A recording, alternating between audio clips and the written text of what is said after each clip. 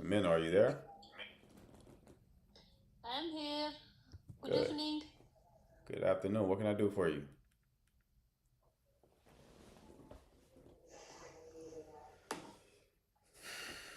What can I do for you, Minna?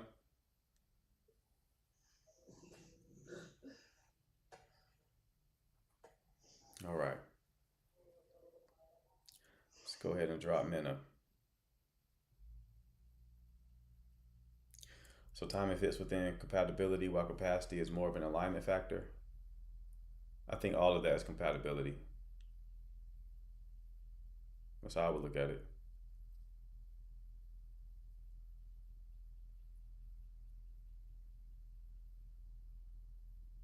You can make an argument they're different things, but like there's no need to really overly complicate it. You know what I mean? Like how you label things doesn't really matter. Like if you say it's not working for this reason, then calling it a different label doesn't change your situation fundamentally.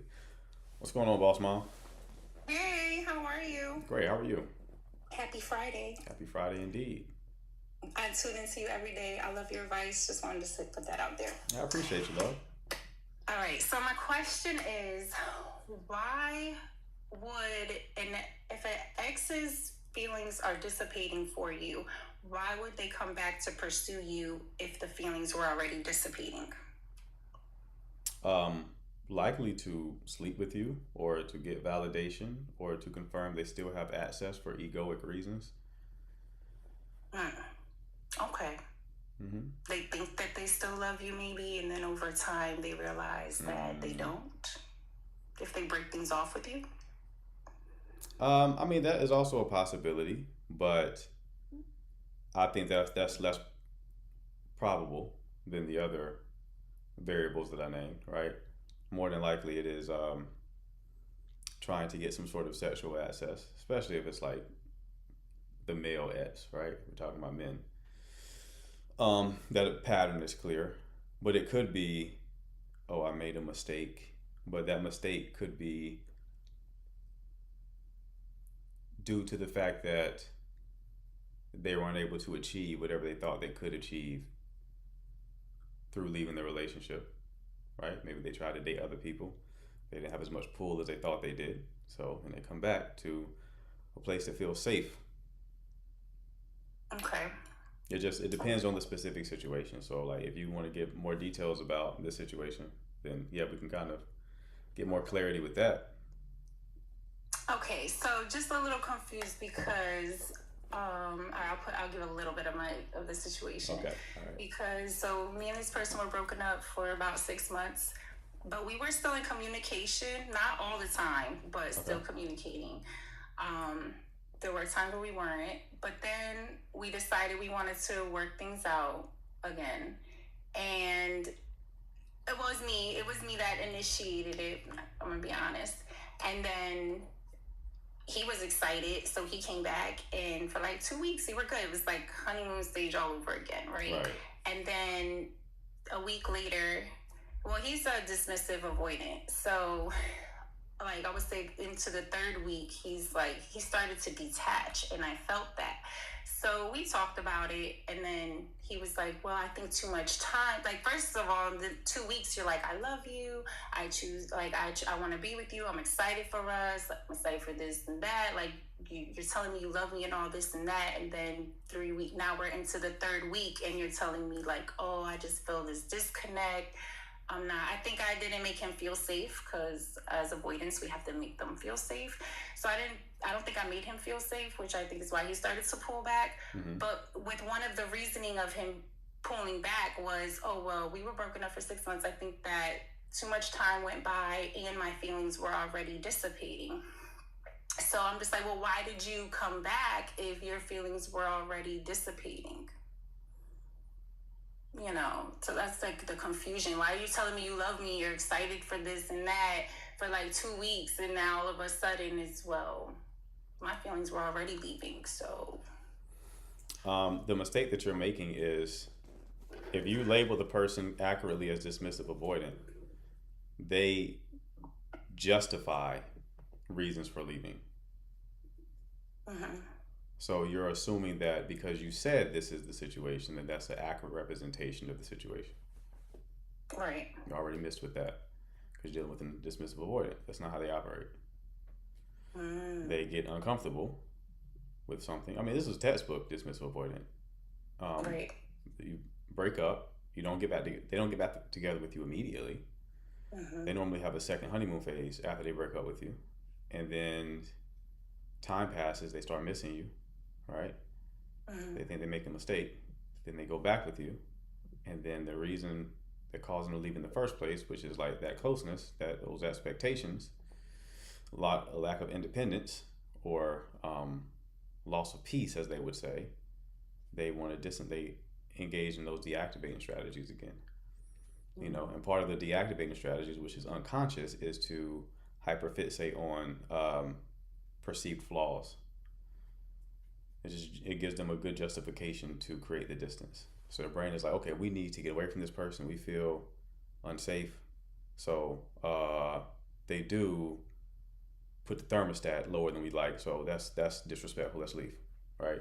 I mean, that's what's going on. So you can't look at like what they say is the problem as an accurate representation of the real problem. The real problem is just their attachment style. And it's like y'all have to stop, like, not just you, but like if you know someone's dismissive avoidant, and like you can be with an avoidant, but you can't be with an avoidant who's like ending relationships and creating a whole bunch of distance, right? There are avoidants out there who know they're avoidant, who are working on it, and they still have a little bit of that, but they really try not to fall into that pattern. But then it's like people are like, how can I make the avoidant blah blah blah? But that's really an anxious attachment question, because anxious attachment people want control. So they want to control the situation, and that's them falling into their attachment wounds, right? But it's like you can't. You have to let people do what they want to do. If someone does not have the capacity to be with you, then you just have to accept that and find someone who does. Not see how can I control the situation and create the perfect conditions for this person to stay. That is often going to fail. Yeah, I don't want him to stay. I like to just kind of figure out where I went wrong, where I need to fix it, kind of where it went wrong, just so I don't make the same mistakes again. And just make it, I don't know, I gotta get it out of my head. It just was confused me. It's just like, remember, how the mistake, often the first mistake is just the person you choose to begin with. People think the mistake comes after that, right? Because you choose the wrong person, that creates a cascade of different problems.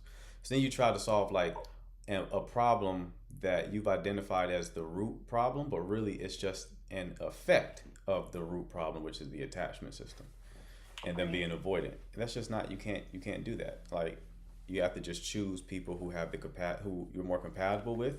It's fundamentally incompatibility. So if you're saying you're with an avoidant person who just can't be with anybody, who's going to have any kind of expectations of them, then it's fundamentally an incompatibility, and you can't fix that. Because you can't fix an avoidant. Right. And again, this doesn't mean that you can't be with an avoidant. It's you can't be with an avoidant who is not working on it, who is just going to always push away any kind of intimacy. Right. Yeah. Okay. Makes sense. Thank you very much. I appreciate your feedback. No problem, love. Best of luck to you, all right? All right. Thank you. Right. Have a good day. You too. Bye. All right.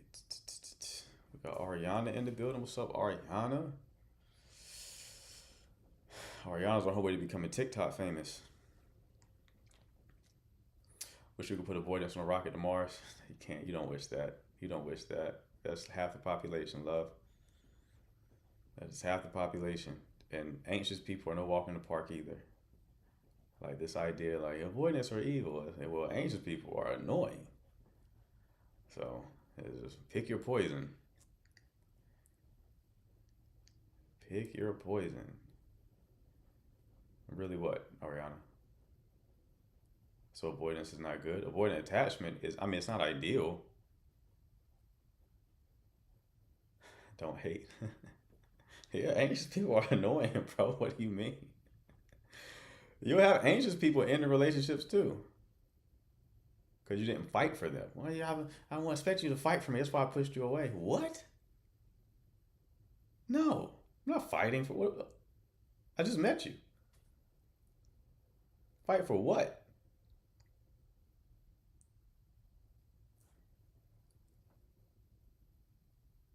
It's better to be with someone with the same attachment style as you. No. It's just better to be with people who are growth oriented. Regardless of their attachment style, it is better for you to be growth oriented and to be with people who are growth oriented. It's not a matter of where their starting point is, it's a matter of like where they're heading. So you always look at trajectory, right? That protest behavior be kicking in like crazy. Yes. Yes, 100%. Yeah, it's not like a personality style assessment. You can be with an avoidant, you can be with a fearful avoidant, you can be with an anxious person, you can be with a secure person.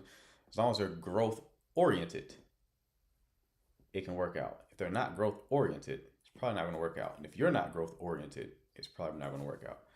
People treat these attachment things like they're astrological signs. Okay, so what about he tried to change, but I couldn't forgive him yet? Okay, what about it? What's the question? So they have to be aware they have that style. I won't say they have to be aware, but if they're growth oriented and their relationship is important to them, they probably are aware nowadays. I would say it's kind of mainstream at this point, right? Hello, Hey, how you doing? fine. Thank you for letting. Hold on. Let's get Samantha first, mods, and let's switch the order if we can.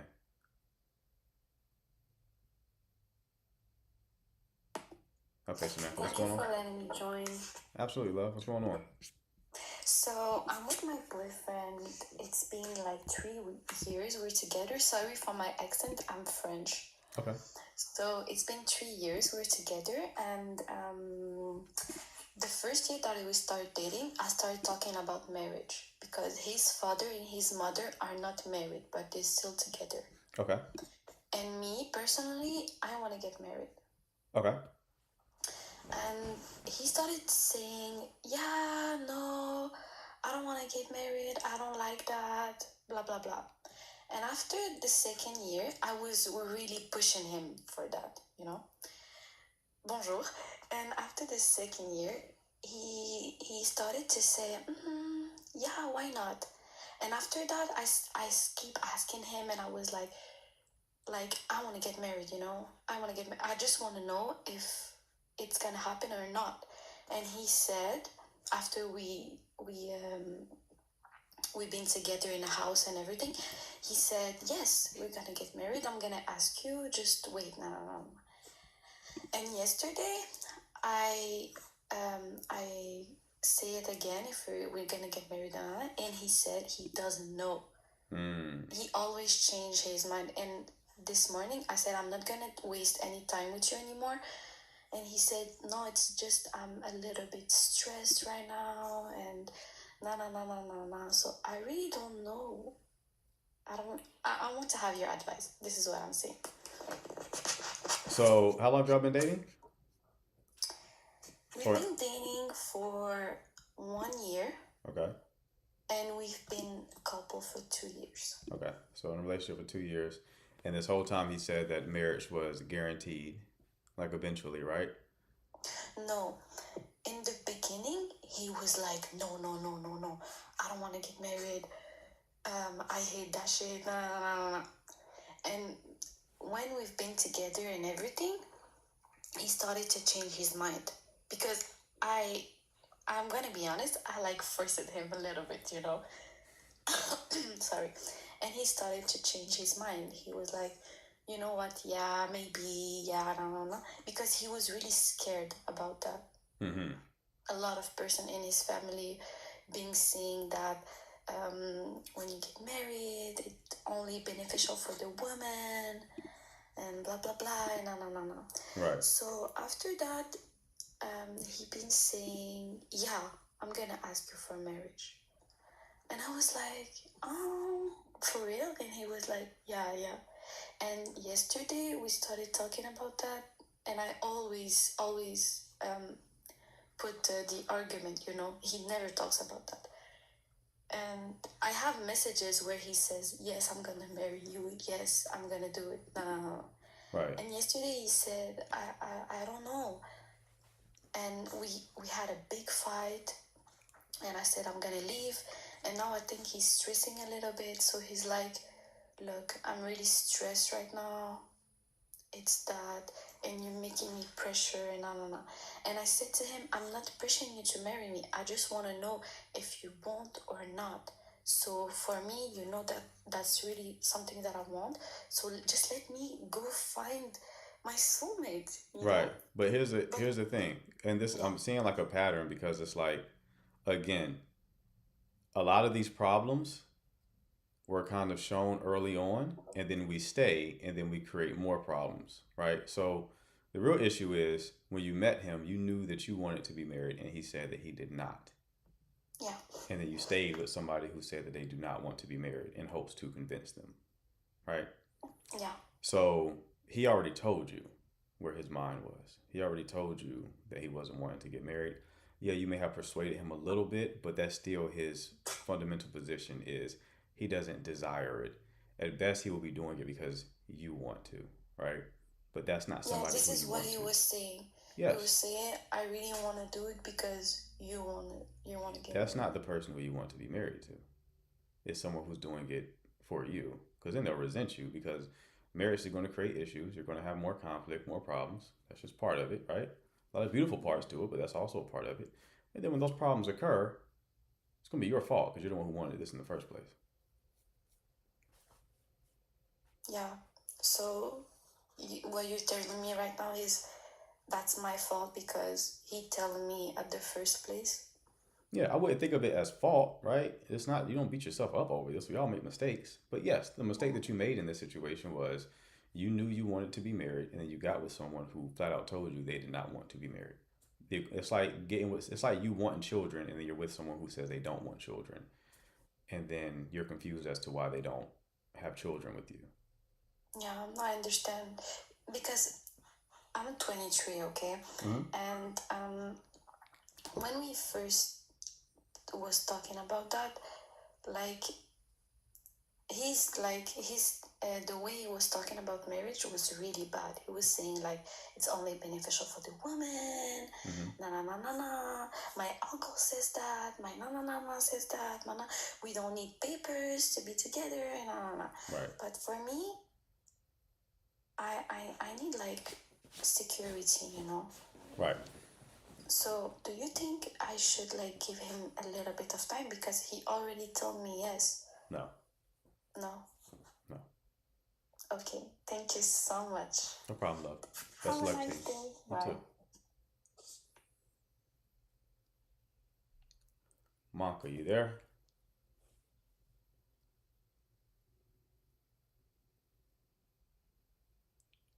Monka going once, going twice. So, yeah, I'm glad that one left because I felt like that was matchmaking low key. Low key, felt like that was matchmaking. So I'm glad Buddy did not respond. Again, if you have a question pertaining to dating and relationships, you can hit the button at the bottom of the screen with the blue and pink person. I will bring you up. We'll discuss your issue. Okay. You can also drop your question in the chat. I will answer it there. Callers get first priority. She sound happier already. This is gonna be good for her. I don't think she's sounding happy. I think she's going to resist ending things with him. That's why I like when people start listing out these stats as to why you shouldn't get married because of how many marriages fail. I'm like, that doesn't really deter me because most people don't know what they're doing, right? So a lot of people are in that exact same situation. They kind of force somebody to marry them. And it's like, well, yeah, no shit, it didn't work. You both didn't want this. Glow, what's going on? Hi, thanks for having me up. Sure. I need advice about something. Okay, what's going on? Oh my god. So I got married pretty quick, love at first sight, beautiful feeling. I'm 45 years old. He's 42. Mm-hmm. Everything's great. He has a child that's 9 years old. that he's a single father. My kids are grown. My son will be 18. My daughter's 28. She'll be 28. And I'm a very strong, independent woman. Okay. I've always have been that way. Gotcha. And he is too. He's very strong, masculine man, very respectful. Okay. But I feel like we've been together 7 months and married since November 11th of 2025. And I feel like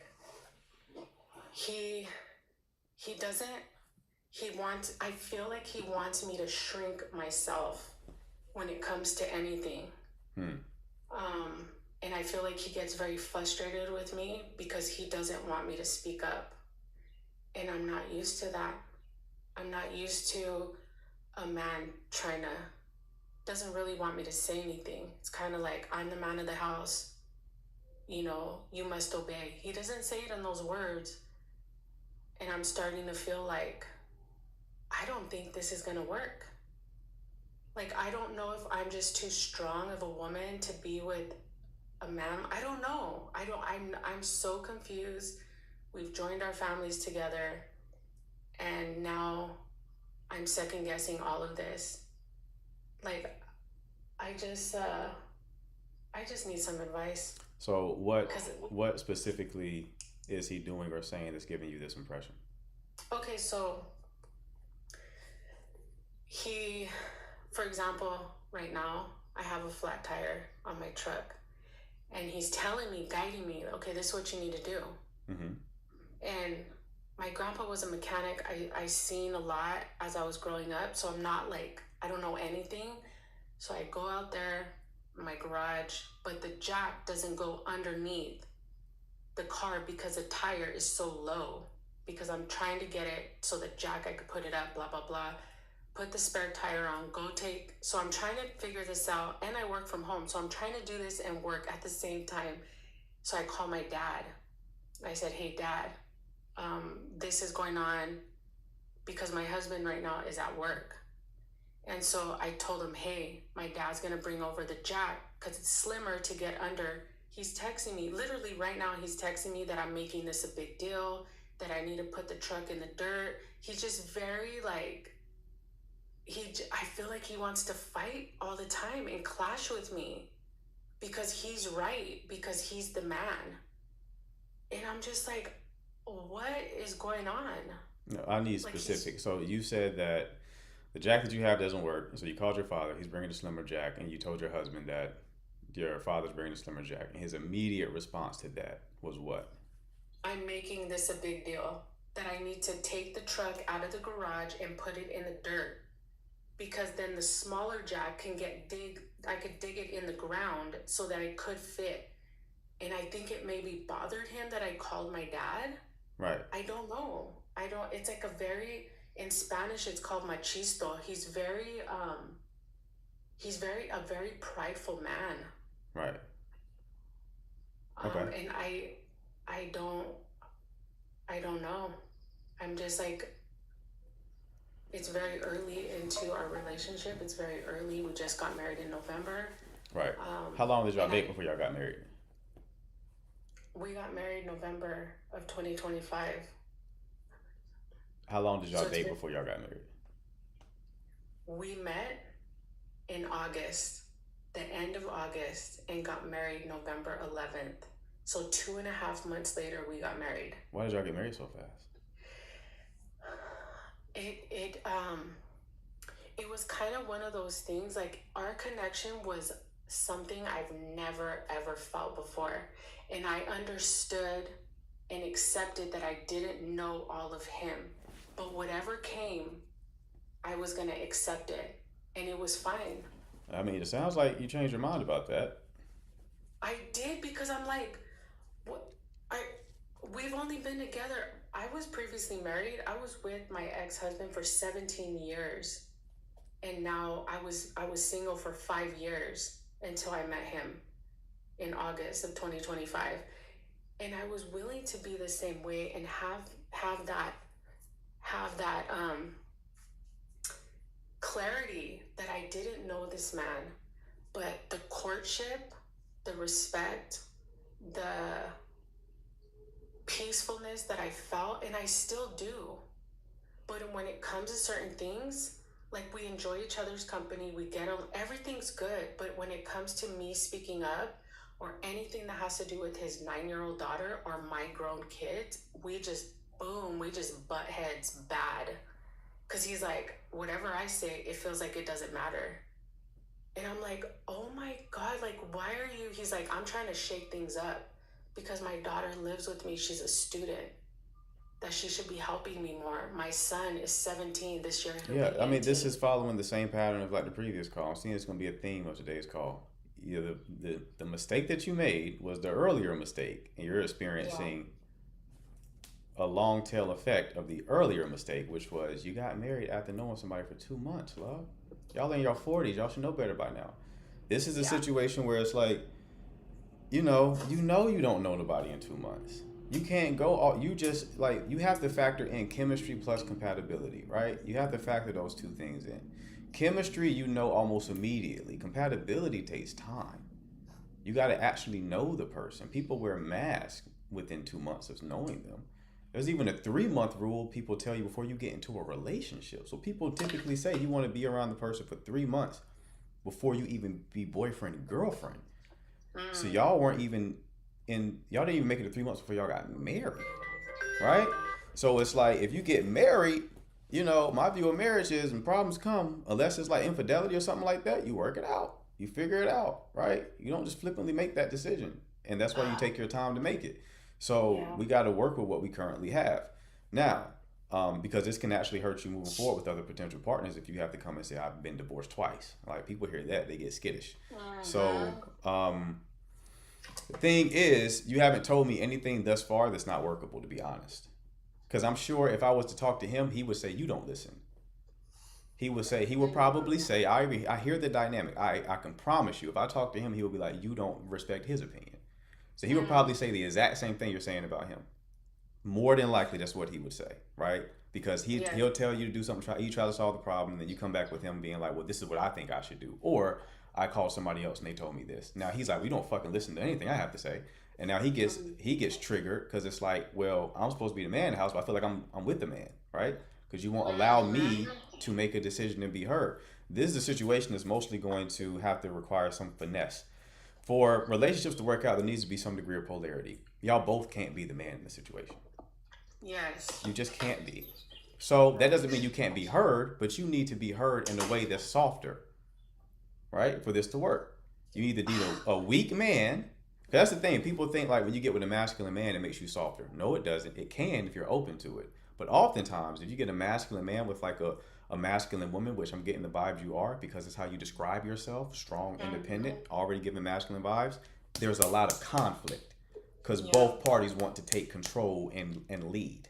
And you just can't do that. You got to pick which role you're going to play, right? So that's going to continue being a point of contention in this relationship until y'all get on the same accord of like, who's going to play what role?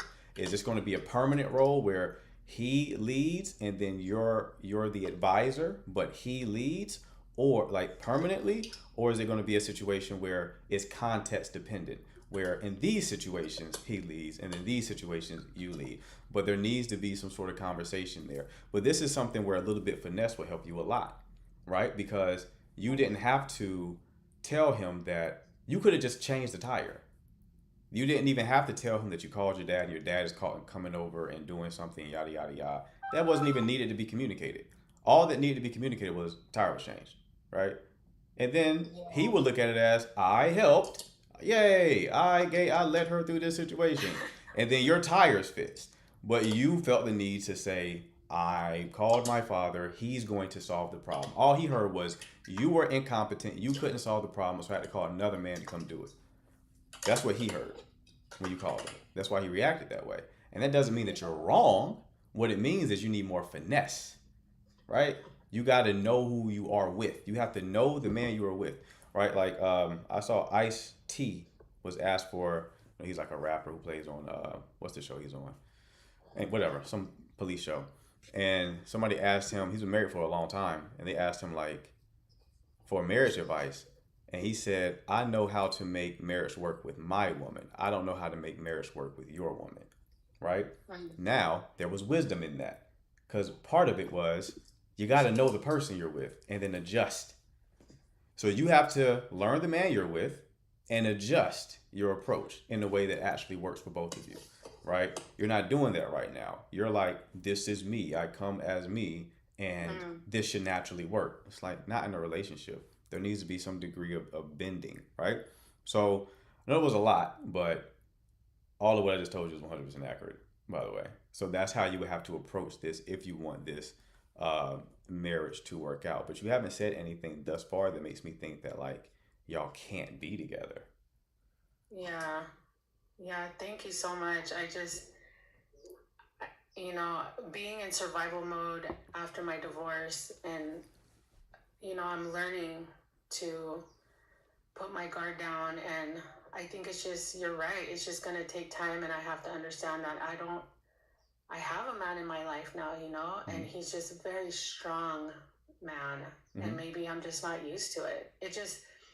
I'm looking at myself in this whole situation, because in the end, that's all you could do is just look at yourself, and how I'm playing a role in this clashing. So yeah, I really appreciate your words. It means a lot to me, because I feel like these last couple of months have been very iffy and just scary to me, because I'm like, marriage is very important to me. I think it's one of the biggest decisions you can make, is being with someone, because it's not something you mess around with, you know. It should be a lifetime commitment, and I understood that when we got married. So I think I'm going to take what you said and really, just kind of sit on that for a minute. But I really appreciate your help. Here's two things that, no problem, love. Here's two things I would tell you just to ground all of this. One, like just understand that when it comes to dealing with men, you will go a long way just by appealing to our ego. Right? So if he gives you good advice, tell him that was good advice. If he told you something that worked, let him know. Celebrate that. That'll make him feel wonderful. And that will likely soften him so that he's more willing to hear your input. Right? Yeah. Now it has to go both ways. If you're going to make this change that I'm suggesting, then the hope is that he also respects and values your input as well. But the way that you give input is like practice giving the input more like softly, right? Like with some degree of suggestibility, not very like straight. You know, it requires practice. Yeah. But that's how you kind of create more polarity in your relationship, where it's like, you know, on your end, have a softer touch, but still be heard. Be heard with a softer touch. And big up his ego. Try not to ever put him in positions to where he feels that another man is coming to do what he thinks his job is, because that makes him feel like less of a man. It makes him feel like he failed. In that car example, he felt like he failed, right? And that hurt his ego. And he didn't respond in the best way. I'm not letting him off the hook, but I'm just giving you clarity as to why things are happening the way they're happening. Okay? Yeah, that makes sense. So definitely follow back up with me. Try to apply the things that I just said, and follow back up with me in a month or two and let me know how things are going, okay? Yeah, I'm going to follow you. Thank you so much. Have a great day. You do the same, Glow. Take care. Okay. All right. Mr. Engineer, what's going on? Hello, dog. What's going on with you? Good. Your audio's kind of off, brother.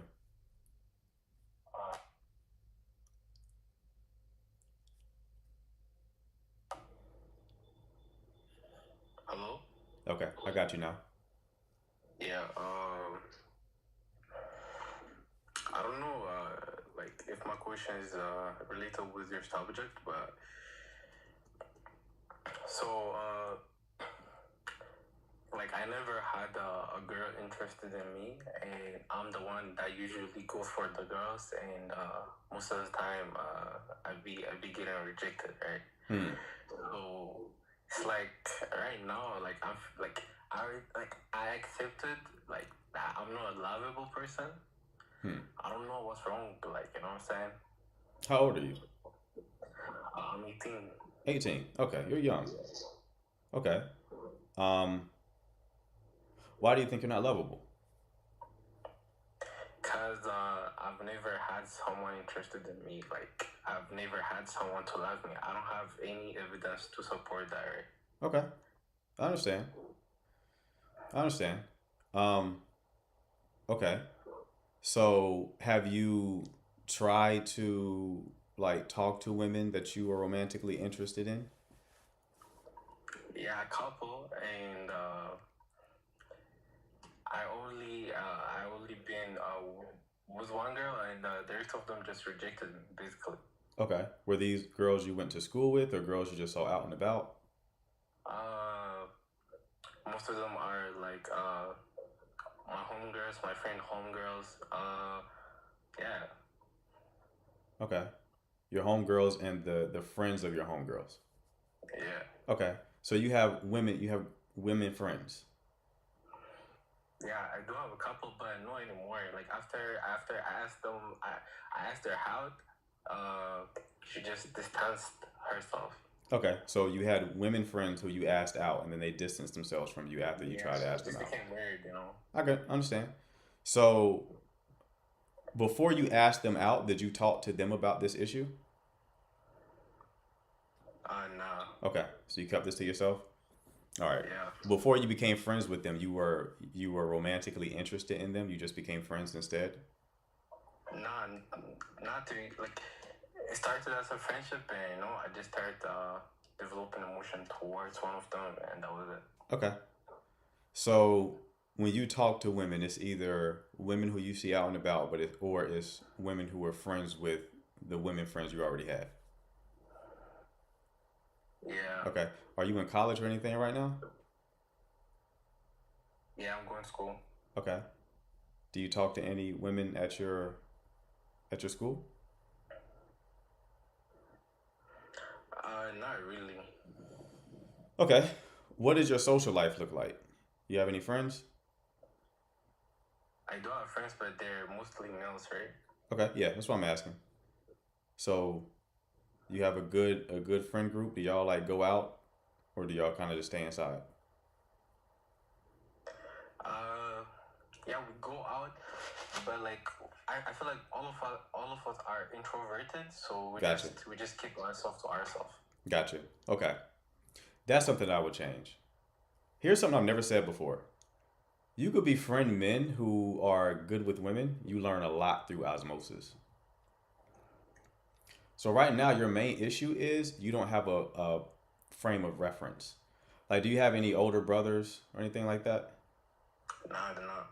Okay. So yeah, you just quite literally have not had anyone in your life that can kind of teach you things. And then the friends that you have, they probably have this similar problem, right?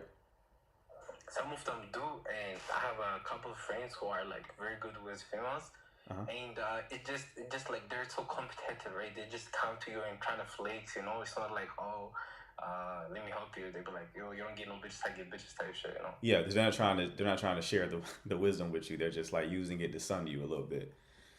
I got you. Yeah, if you befriend guys, this is why I'm telling you this, right? It's hard to learn dating skills and flirtation skills if you don't first have social skills, like just basic good social skills. Meaning, you can go up to people and just easily make friends. Would you say that you can just go up to people and easily make friends? Yeah, I'm actually a very friendly person. Like, Okay, yeah, I can make friends. Yeah, cool. Okay. So yeah, so I would definitely, considering that you're in college, befriending guys who are somewhat good with women would put you in a good place because then you get to kind of observe what they're doing and learn through osmosis. So that's one thing, right? You don't have to do that. It's just I would recommend it though, because when you befriend guys like that, they're probably going to places and have a social life that puts them around women, right? So you befriending those guys makes it so you can more easily put yourself in a place where you could be around more women. That makes sense? You being it friends with your does. introverted friends isn't going to solve this problem because they're probably spending a lot of time in the house playing video games, that kind of stuff, right? So you got to expand your world a little bit. That's the first thing. Um, the second thing I would say is to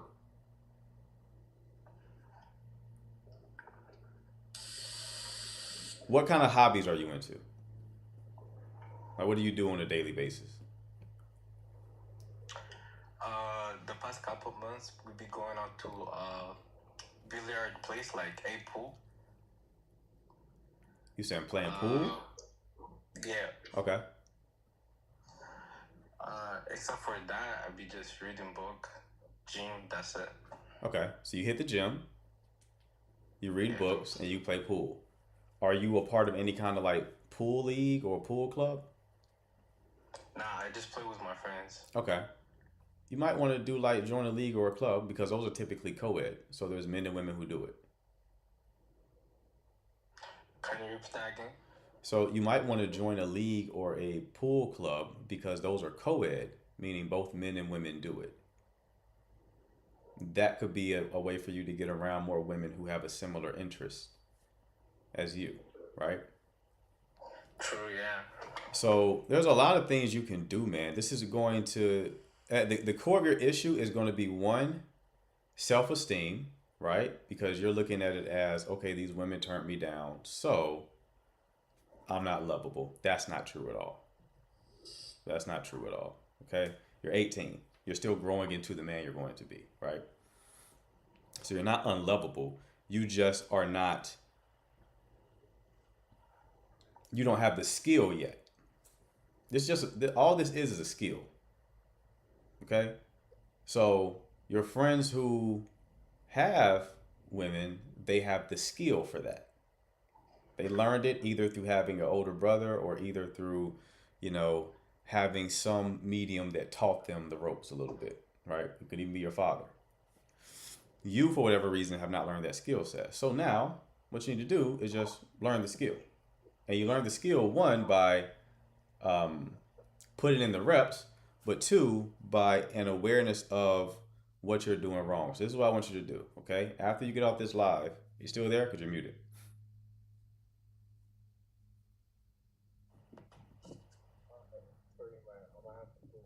Can't keep talking. Say that again?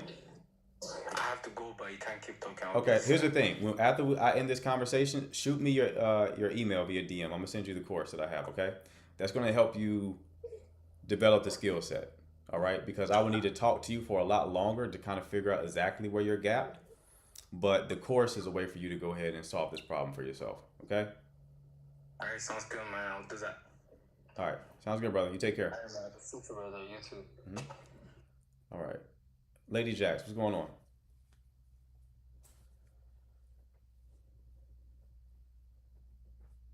Lady Jax, are you there? Because you're muted.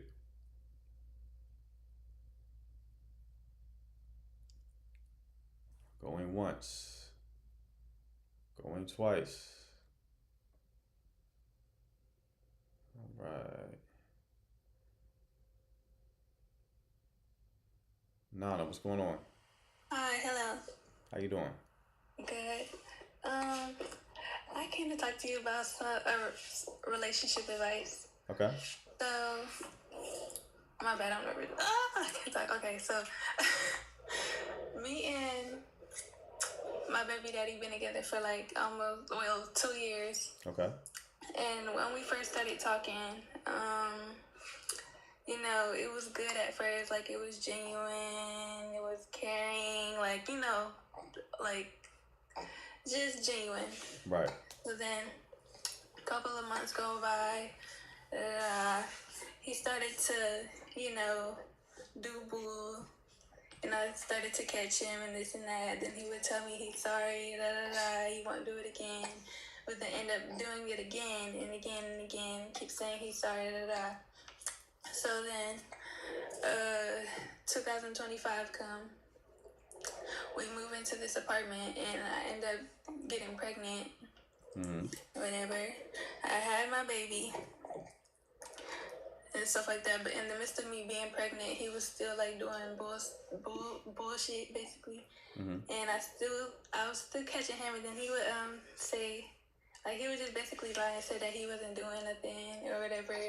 Like, just texting people doing this and that. Like, it was just a lot.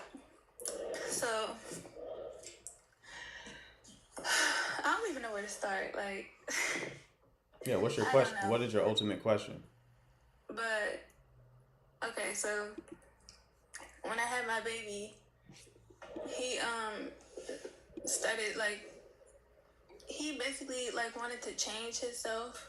So he started to like change and stuff like that, saying that he wasn't gonna do this no more and he wasn't gonna do that. But he was showing progress though.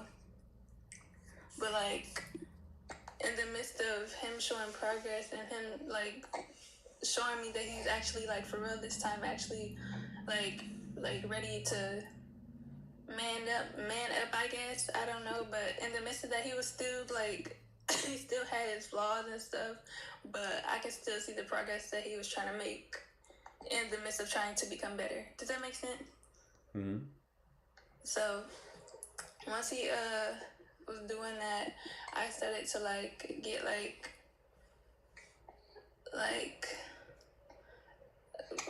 resentment towards him, but like I don't know. I just started to like get like resentment and started to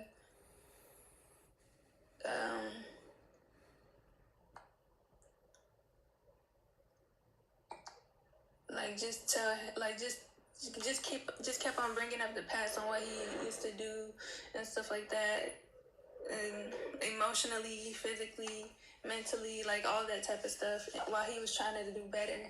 But I guess while I was doing all that while he was trying to better himself, I guess he just couldn't take it no more. So Okay. What is your question, love? how to like fix my relationship back, basically. How to fix your relationship. So when you said that he was doing bullshit, what was he doing? Like cheating, basically. Okay. So why do you want to be with someone who's cheated on you multiple times? No, but like once I had my baby, like he wanted to better himself. Like he basically changed. Okay. So he didn't cheat on you after you gave birth? No. But so what's the problem now? I started to like I kept bringing up the past in his face, basically, and he just kept getting tired of it while he was while he was changed. Like he wasn't doing anything. Right. But I just kept bringing up like just bullshit that he used to do to me, and I just like you know why I wanted to forgive him, but you kept bringing it up because a part of you know you should have left in that situation. Mm-hmm. Right. So there is no fixing this because you're just going to keep bringing it up again. You could have stopped bringing it up, you would have stopped bringing it up.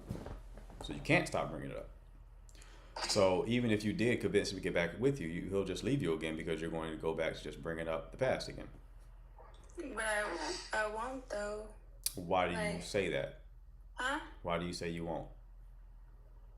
Because like while I was in the midst of doing all of that, I was gonna stop eventually. But by the time I was gonna like forgive him, he already like he didn't care no more. You're making a lot of assumptions. How do you know you were going to stop eventually?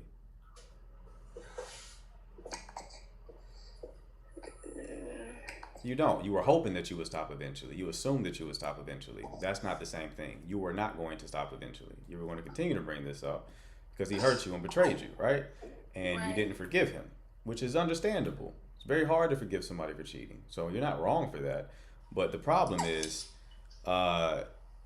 you are stuck on somebody who cheated on you multiple times, who you're not going to forgive, and you're trying to find a way for y'all to be together, and you can't. The only way y'all can be together is if you fully forgive him, and you haven't figured out how to do that yet. Right. Right.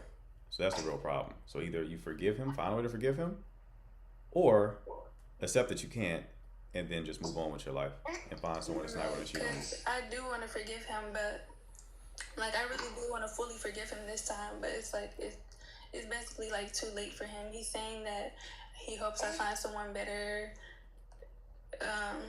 Like he loves me, he really wants to be with me, but he knows it's not healthy. Right. Yeah. So I mean, it sounds like it might be an over situation, to be honest with you. You're just gonna have to move on and find somebody who you can be in better alignment with, be on the same page with, right? If he happens to come back for whatever reason, then you have to figure out why you can't forgive and work on that a lot harder than you've been doing. Maybe Right. get some sort of therapy to help you through that process. But without forgiveness, y'all definitely can't be together. But it's probably past the point of no return already, considering that he's ended things. Okay? Yep. All right, love. Best luck to you. Thank Hmm. Okay. Maya, what's going on? Hey, good afternoon. Good afternoon. What can I do for you? Well, first, I just want to say that I watched your live a good couple of times, and I really love the advice that you give. Appreciate you. And also, you have a lot of patience as well, so I just want to, say that. I appreciate it. My question is, I feel as though I attract a lot of like fuck guys, like fuck boys type of, that spark, I guess you could say, is what you Right. call it. And I'm like, obviously I'm not dumb. I know how to like turn them down and like not engage in those type of situations. Right. I'm like, okay, why is this like the only types of guys that I'm like really attracting? You know what I mean? That's the question. That is my question. Okay. Where are you finding these guys at? Like bars or like lounges, Instagram a lot too. Okay. So in fuckboy environments. Yeah. All right. Okay. I mean, I feel like in general, like in the gym or like just my day to day though, I don't really get approached from like regular guys. Hmm. Yeah. So you've heard my whole spiel about static environments, right? I've heard you say, get into like more social things and whatnot. Hmm. But my thing is, I feel like I'm not getting approached in like other social types of environments. What other social environments are you putting yourself in where you're not getting approached? I guess mainly like the gym. Okay. So part of putting yourself in static environments is like you engage, right? That doesn't necessarily mean you have to talk to guys romantically, but part of the reason why I give that advice is because you take more of a community aspect of things. Being a part of a community is not you just are physically present. You are an active participant, you know? Oh, okay, And I see. I always say that don't treat it like a dating problem, treat it like a social problem. So when you're in those static environments, you're connecting with people, you're giving out good positive energy, right? In the process of doing that, you naturally make more connections with people. You may connect with a guy who doesn't approach you romantically, but through having platonic conversations with you, develops romantic interest, Okay, I right? see. So that's how you want to play this. It's the bars and the lounges that's going to get you the same result that you've been getting. So you want to put yourself in environments, clubs, run clubs, hobbies, just static environments where you see the same people over and over and over again and then participate. I know you say that, but it's like also who has time to be going, doing hobbies every week or all the time like that. You have work and stuff like that. I It's mean, just you like, do. I would sacrifice the bars and the lounges and replace those with hobbies. okay. Just one more question. So then, what are like some hobbies or social environments you would say that you would think would be good to It like just get into? depends on like what you're interested in. I wouldn't feign interest in anything that you don't have genuine interest in. So I mean, just do some exploration, right? Like there's a bunch of Facebook groups locally that are centered on different interests that actually meet up in person. There's different apps like meetup groups where you can see what kind of groups are in your area, right? So it's like just experiment. Just go to one, see if you like it. If you don't like it, you don't have to return. Just start experimenting a bit more with those type of things. Get more, especially now as it get warmer outside. Just start generating a bit more social momentum with a community focus, not a one-off like dynamic focus like a bar would give you, right? Again, you want to see the same people over and over again. That is the path. That is where you're going to actually start getting some results in this area. Okay, I hear you.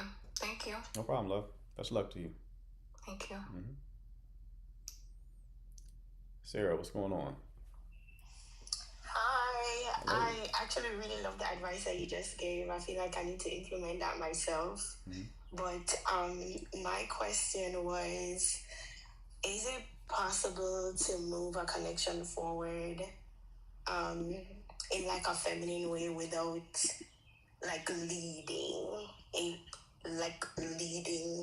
the man? Because I don't want to be masculine, but I have an anxious attachment style, and I'm afraid of overwhelming, like a connection with, oh, want to do this, I want to do that, or I think we should do this next or that next, because I'm always wanting to, like, okay, what's next, let's see, or moving forward. But many times in the conversations, I feel like probably I'm being masculine by reacting in that way. Okay, so when you say move the connection forward, what do you mean? Okay, so in this specific example, I met a guy at work. I know at work is crazy, but we met at an event and we do not work together. Like, we just happen to be at the same event. We work at the same company, but we don't work in the same department. It's a really big company. Our departments don't interact. Like, it was a Black History Month event, and the Black people had like a party, and I met him at the party. Mm-hmm. So I thought it was going to be a professional connection because we sat together at the event, and then we just got to talking because we were sitting together. And then I was like, this is a really cool, conversation. We're both Jamaican. So that felt like, oh my gosh, another Jamaican in the office. Never seen that before. Right. Let's like keep in touch. So we've kept in touch and we've been talking all the time. But then the conversations have gotten to be more personal. Like, we talk on the phone with FaceTime.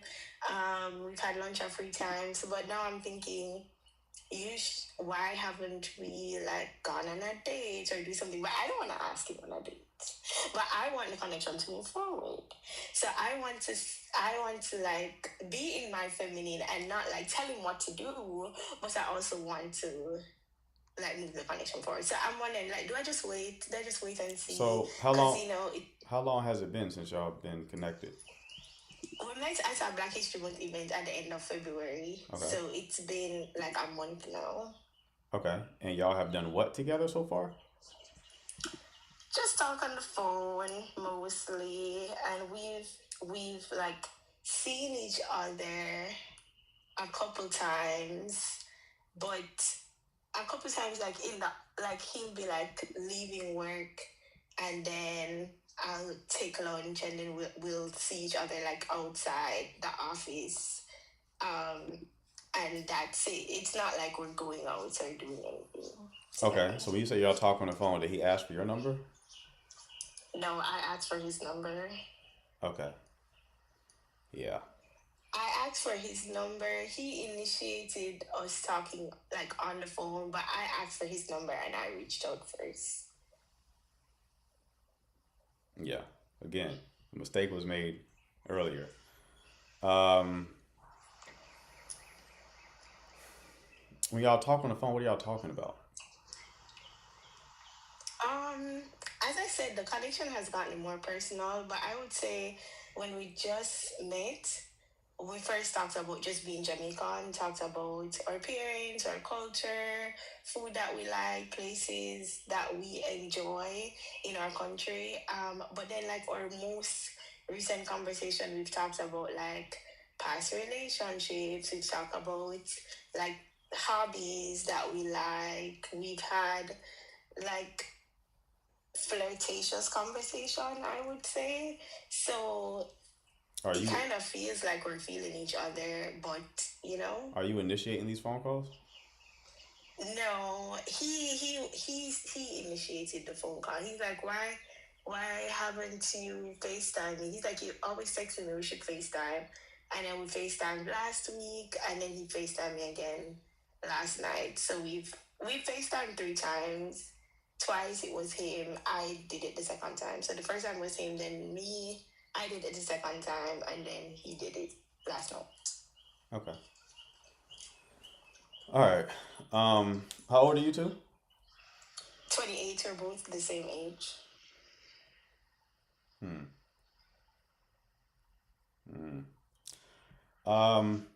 Yeah. The mistake here was asking for his number, not letting him kind of like lead that whole process so you can like gauge his interest.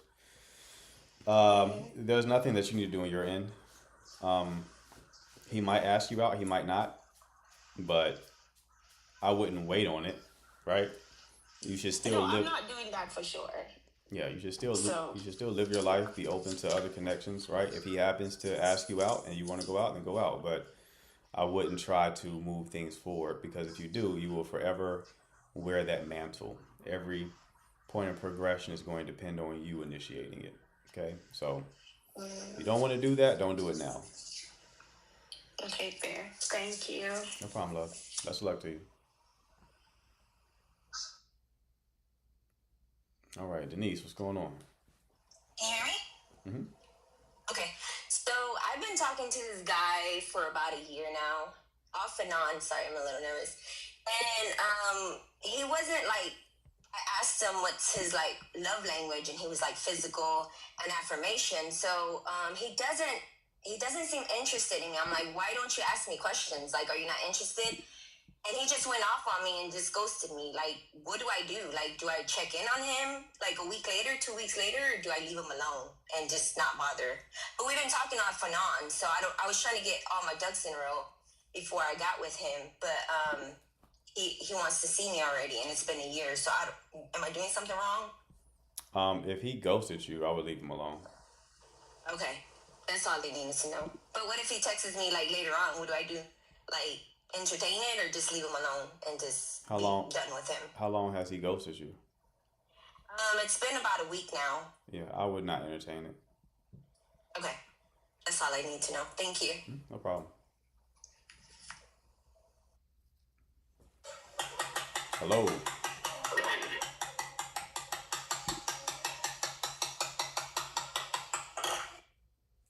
I'm chopping the shit out of them carrots.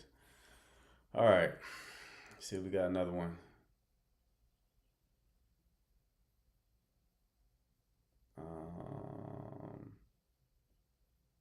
No, no.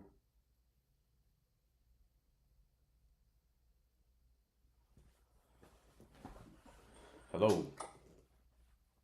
Hello? How you doing? I'm good. How are you? Great. What can I do for you?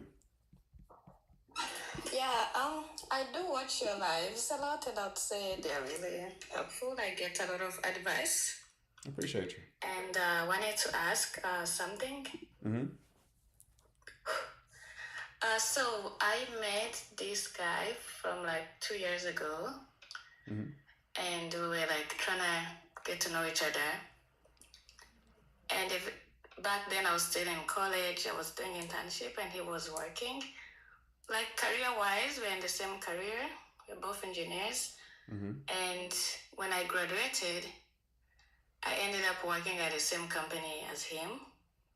And at the company, he's been like one of the mentors in my career, but also a friend, because our friend group at work, like we have the same friend group, and I have this policy of not dating at work. So even if we're getting to know each other, I was like, we cannot cross the boundary of dating.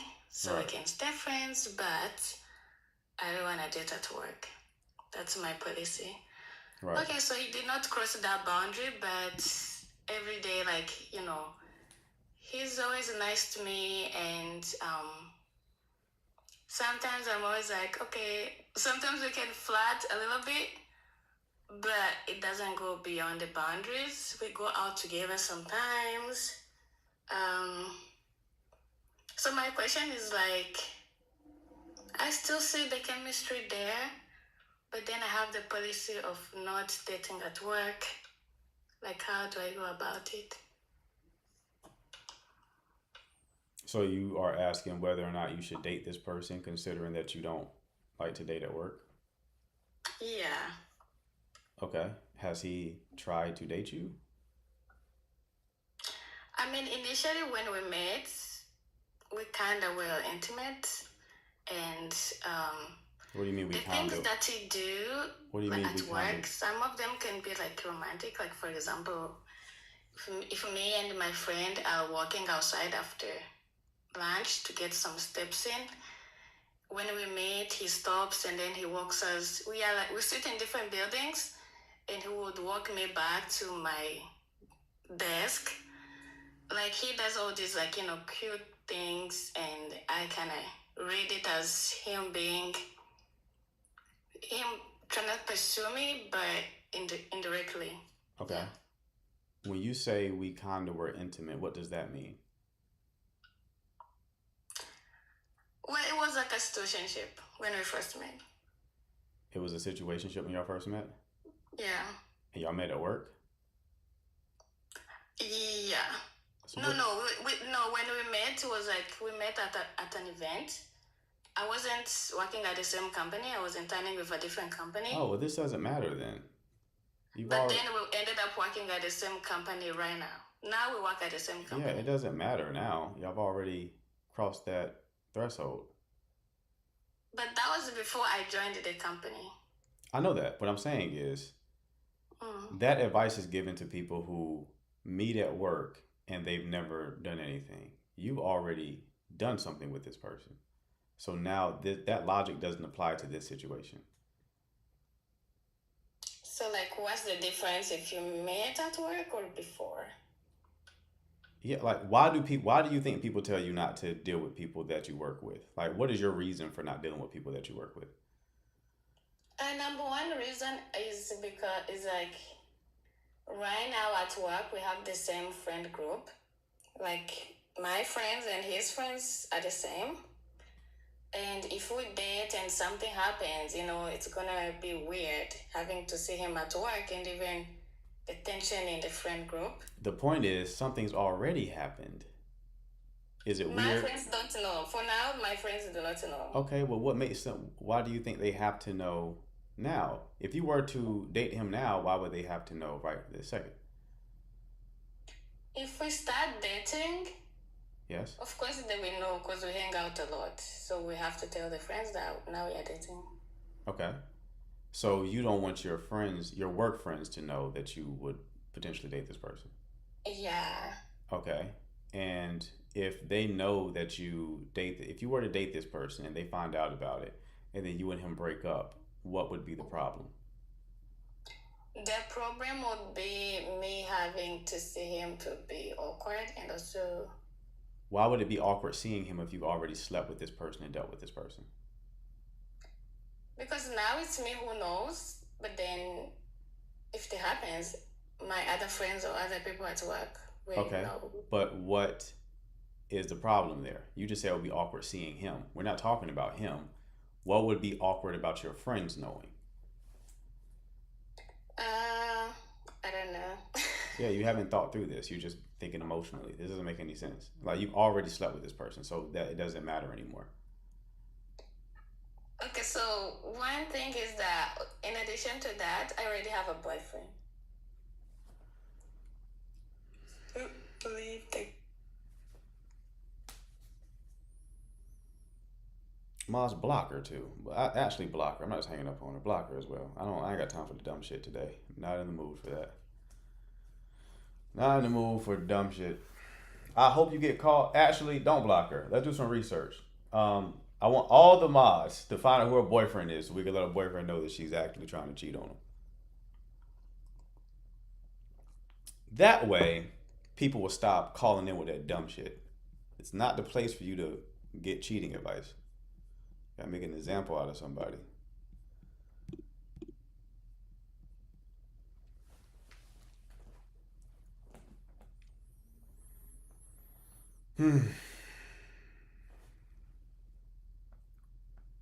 All right. Who else we got?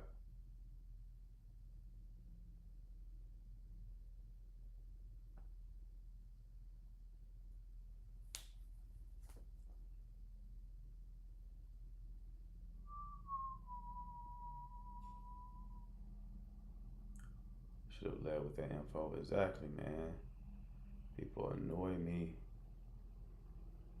Hello. Hello. How you doing? Good afternoon. I had a question. So, can you hear me? Mm-hmm. Okay. So I'm talking to this guy. We've been going on dates and all, but my major concern is like he doesn't like compliment in the sense of when we go out. Like when you look nice and everything, but like he doesn't acknowledge that fact. And I'm just like, I mean, every other thing, I know that he listens in the sense of some things he says, and he notes like what when we have a conversation. But I don't know. I think the whole complimenting part is kind of maybe because I'm not used to it. Like even like around with friends, like I'm just that kind of person. Like just compliment when you say something that's good. You know what I mean? Right. So yeah, and I'm kind of in between in the sense of either he doesn't like me in that sense, um, but it's like I can't also tell him to be complimenting me because now it's not genuine. I feel like because compliments should be from the heart, you know. You should say, do you get what I'm saying? Yeah, but how long y'all been? How long y'all been together? We've been talking for like a month. We're not like in a relationship. We're just dating. Like Okay. just yeah. So y'all been dating for a month. Yeah. Okay. How frequently do y'all see each other? Like every 2 weeks. Like like we've seen this like this week now like twice this week. So like in a week we might see like twice or like once. It depends on the our availability and stuff. So you've seen him a total of how many times? 4 times now. Okay. All right. But you say everything else about him is great. Yeah, everything about like we talk. That's the major thing, but like the whole compliment part is, I think that's the major thing at this moment because as I said, like it's still growing, like we're still getting to know each other. Like I still just like we're not dating. We're not in a relationship yet, but yeah. Have y'all talked about like love languages and stuff like that? Yeah. Acts of service. Those are the things we both like have in common, like our love languages. Yeah, I don't know. I think the major question is I'm trying to know if I should bring it up to him or That's not the main. The main problem is your insecurity. You're looking at compliments as a way to establish proof that he cares about you or sees you in a certain light. You're looking for a problem. And you just told him that your love language was acts of service, but you're describing a words of affirmation problem. So if your love language was words of affirmation, then you tell him your love language is words of affirmation, right? So even if he was to give you compliments, you will likely move the goalpost and there will be another problem, right? So you're basically saying, oh, we're great. This is an early connection. Everything about it is great. There's this one issue though. So why are we focusing on the one issue instead of focusing on all the great things?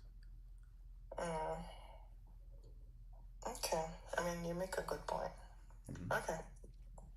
I see where you're coming from. Mm-hmm. All right. Thank you. No problem, love. Best of luck to you. Thanks. Bye.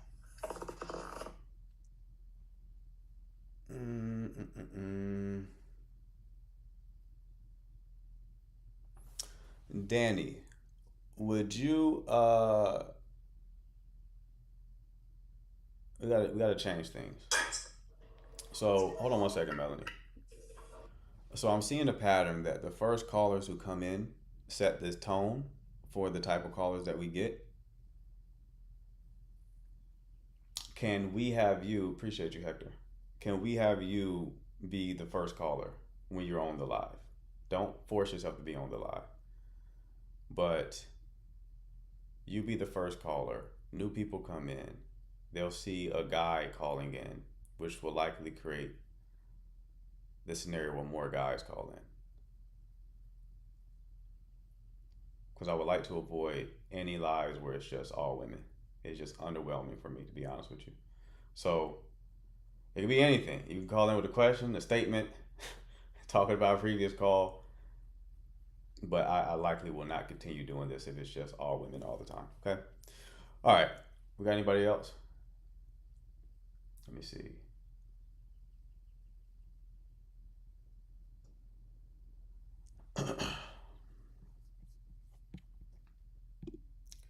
Let me see.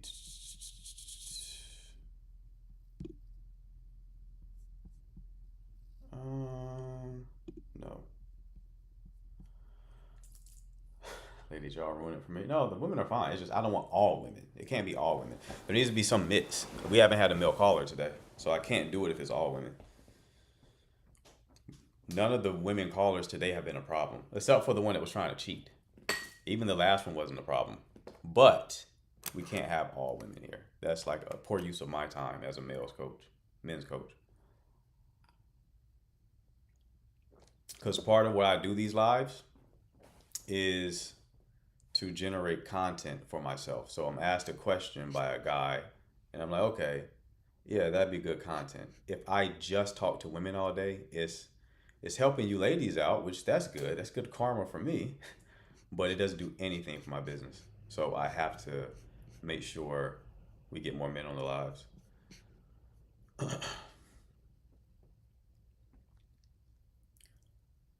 I think she is the one that lit up that side of your brain.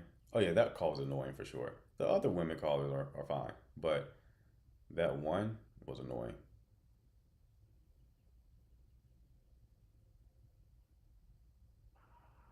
What's going on, Chief? How's it going, man? How's it going? Good.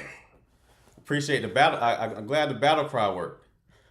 Yeah, it did, man. I really felt like you were calling on me, man, because I'm in this little situation where I just want to get some clarity. Okay. All right, and I don't want to seem like I want to preface this by saying, am I being too critical? Am I being too anal? I guess. But I met this young lady it's been about a week, almost a week. So it's kind of been very quick. But we met on Facebook dating. Okay. Oof. And oof. Yes. Facebook dating. Okay. Keep going. The thing is, when we met, like, we hit it off very quickly to the point where we exchanged numbers almost within like an hour or two, and that's very rare. As a matter of fact, the way it went down is she was like, "Hey, I only got on for a few moments. I like our conversation. Text me." So she gave me her number first. I didn't ask for it. So anyway, I texted her, and then we ended up. That was at like 10:30 that evening. I want to say Sunday night. We ended up talking or texting, and then ended up getting on a phone conversation at like 1 a.m. And stayed on the call for about an hour. After that, we had to both go to work Monday morning. Long story short, it's gone. It's moved very quickly. You know what I'm saying? It's moved very quickly. She come over Monday. I probably could have got more intimate than it did, but we waited. She wanted to come over the next day. So and then that happened. So now it's like everything I want except for certain things that I feel like maybe I'm being too anal about. But it's for the long term. Number one, there's a 10-year difference, age difference, right? Also, when I mention things like me wanting to continue to work out and be fit, it's not met with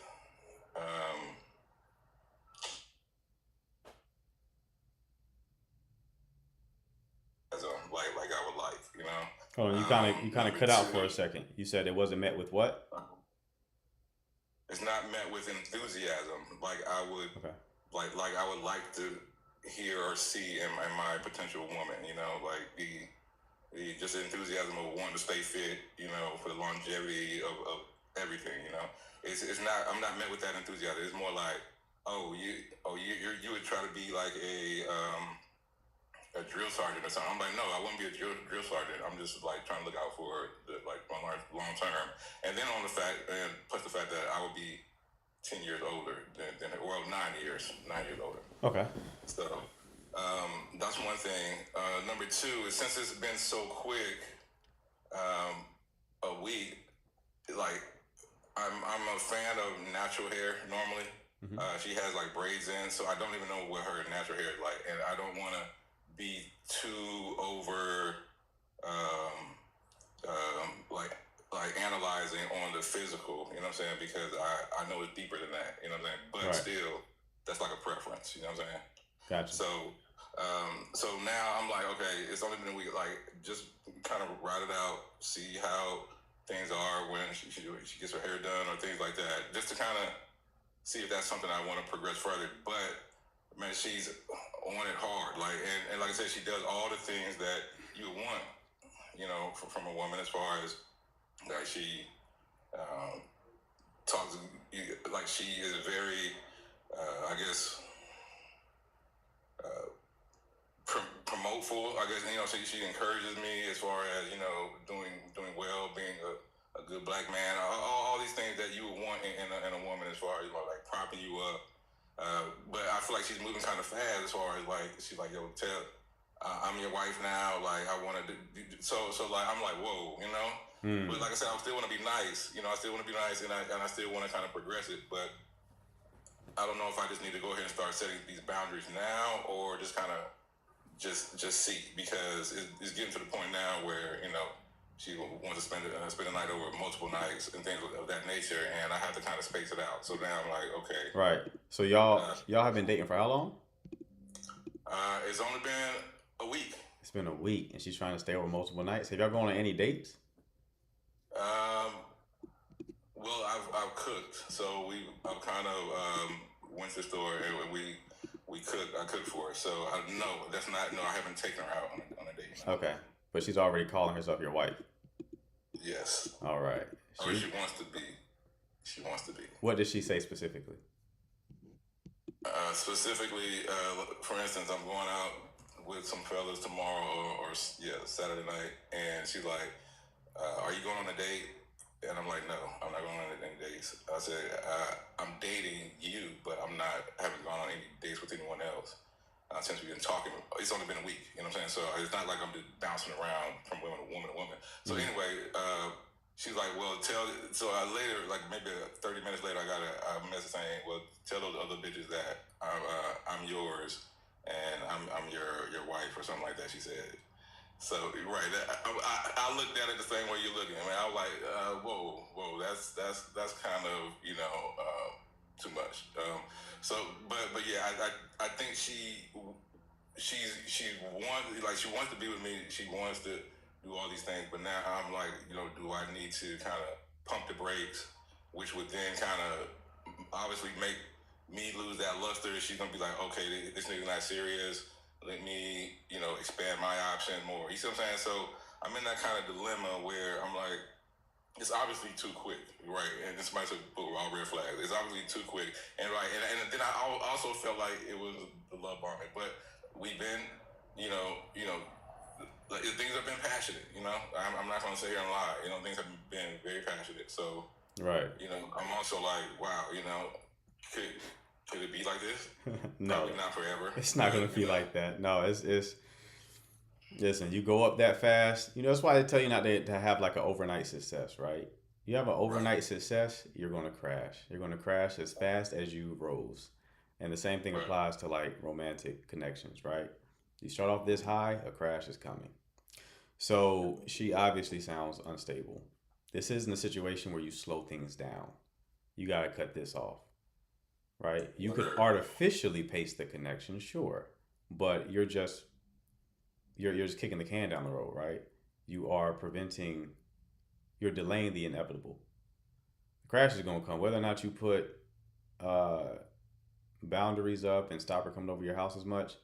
Yeah, you may date her for another month or so, but shit gonna go south. It will go south. She's just not all there. If she's coming at you that hard a week in, off Facebook dating, and then already trying to claim ownership over you, like, this is going to get very bad. It's better for you to end this sooner than later, so that she doesn't become like even more invested and attached. Okay, yeah, all right, I'm gonna have to do that, because she planned on cooking for me like this weekend. So I'm like, okay, damn, I need to say something like in the next hour. Damn. I wasn't expecting. Next hour is hilarious. But yeah, like this isn't this is like what's the movie? A Thin Line Between Love and Hate. You seen that joint? Yeah, brother. You better relax. She coming a little too strong. And she's how old? I'm 46. She's about to be 37. That's what makes this worse, is the ages, not the age gap. What makes this worse is she's in her 30s. Yes. If this was like a 20-year-old, 21-year-old, okay, still danger afoot, but all right, you can claim immaturity. 37-year-old acting like this, she not right up top. So you're gonna have to go ahead and do what you need to do on that one, brother, and cut that off. All right, man. I appreciate it, brother. Hey, you know what? I appreciate the advice. I needed to hear that, man. No Facebook, hey, and end the Facebook dating too, brother. That's how you find these types. You feel me? Like that's probably like the lower echelon of places to find partners, at man or woman, right? It's just. Well, see, I joined it because I was just recently single. It's been about 4 months for me, so I was just trying to get myself back out there. I heard about it, so it wasn't something that I've been constantly on. But yeah, it sounds like I just need to go ahead and just do that. With your advice, the social gatherings and the whole 9 yards, and I'll just kind of just play it that way. Yeah, and like the people said, make sure you follow up so we know you're safe. Okay, so follow up with me in like a week or so just to check. You just gotta you gotta ask a question. Just say I'm all right, and then drop from the call, just so we know you still have a pulse. All right. All right. Yeah. All right, brother. Okay. You have a good one, Appreciate it, brother. Appreciate it, man. Someone says she's not gonna leave in peace. I agree. What's going on? What's up, my man? She behind. I've been on here a couple times. What's up, Chief? I see you a couple times. Can you hear me? Yeah. What's going on? Oh, cool. Damn, I always get kind of nervous when I get on these. Bro, like, not to be cliche or anything, but like, I think I may have found the one. Like, I'm being so serious. Hey. Like, and like, I know I'm young and shit, but like, nah, this just feels different. But I guess my question revolves around like, I don't want to like, what's it called? The spark or like the attraction. Like, I don't want to like move too fast into like the relationship type thing.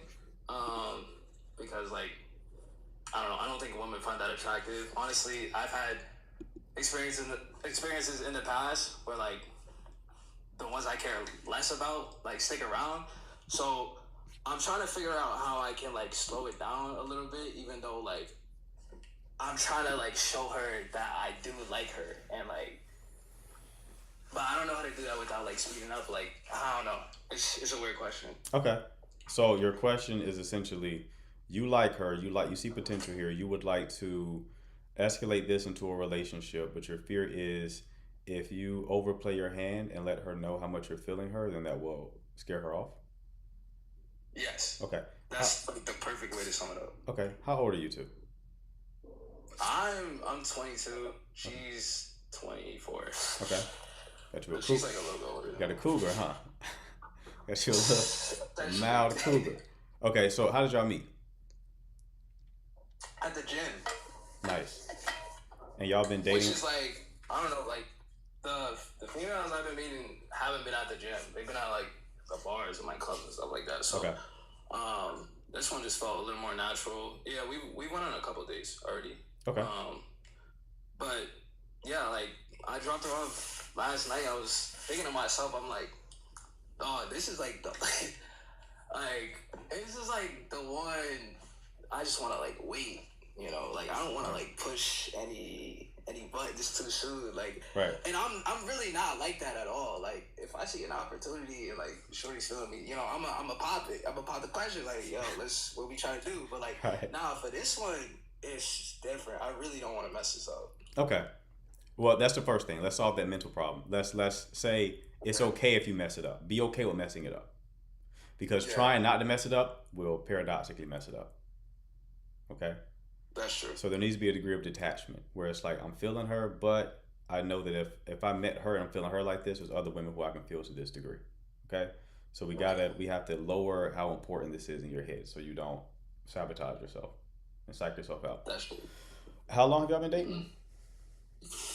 I mean, I met her like a couple weeks ago. So y'all been dating for a few weeks? Yeah. Okay. How many dates have y'all gone on? See, but like that's the thing. Like, it's been a couple weeks, and I'm like, damn, like this is just different. You know, like usually, I'm really not the type to get like super attached. Like I'm good at detaching. Like it may take me a little bit of time, but like once you're gone, you're gone. But like I don't know, it's something about this one. So how many times have y'all seen each other, like on a date? Like 3 times. Okay. At what point did you get to this space? Honestly,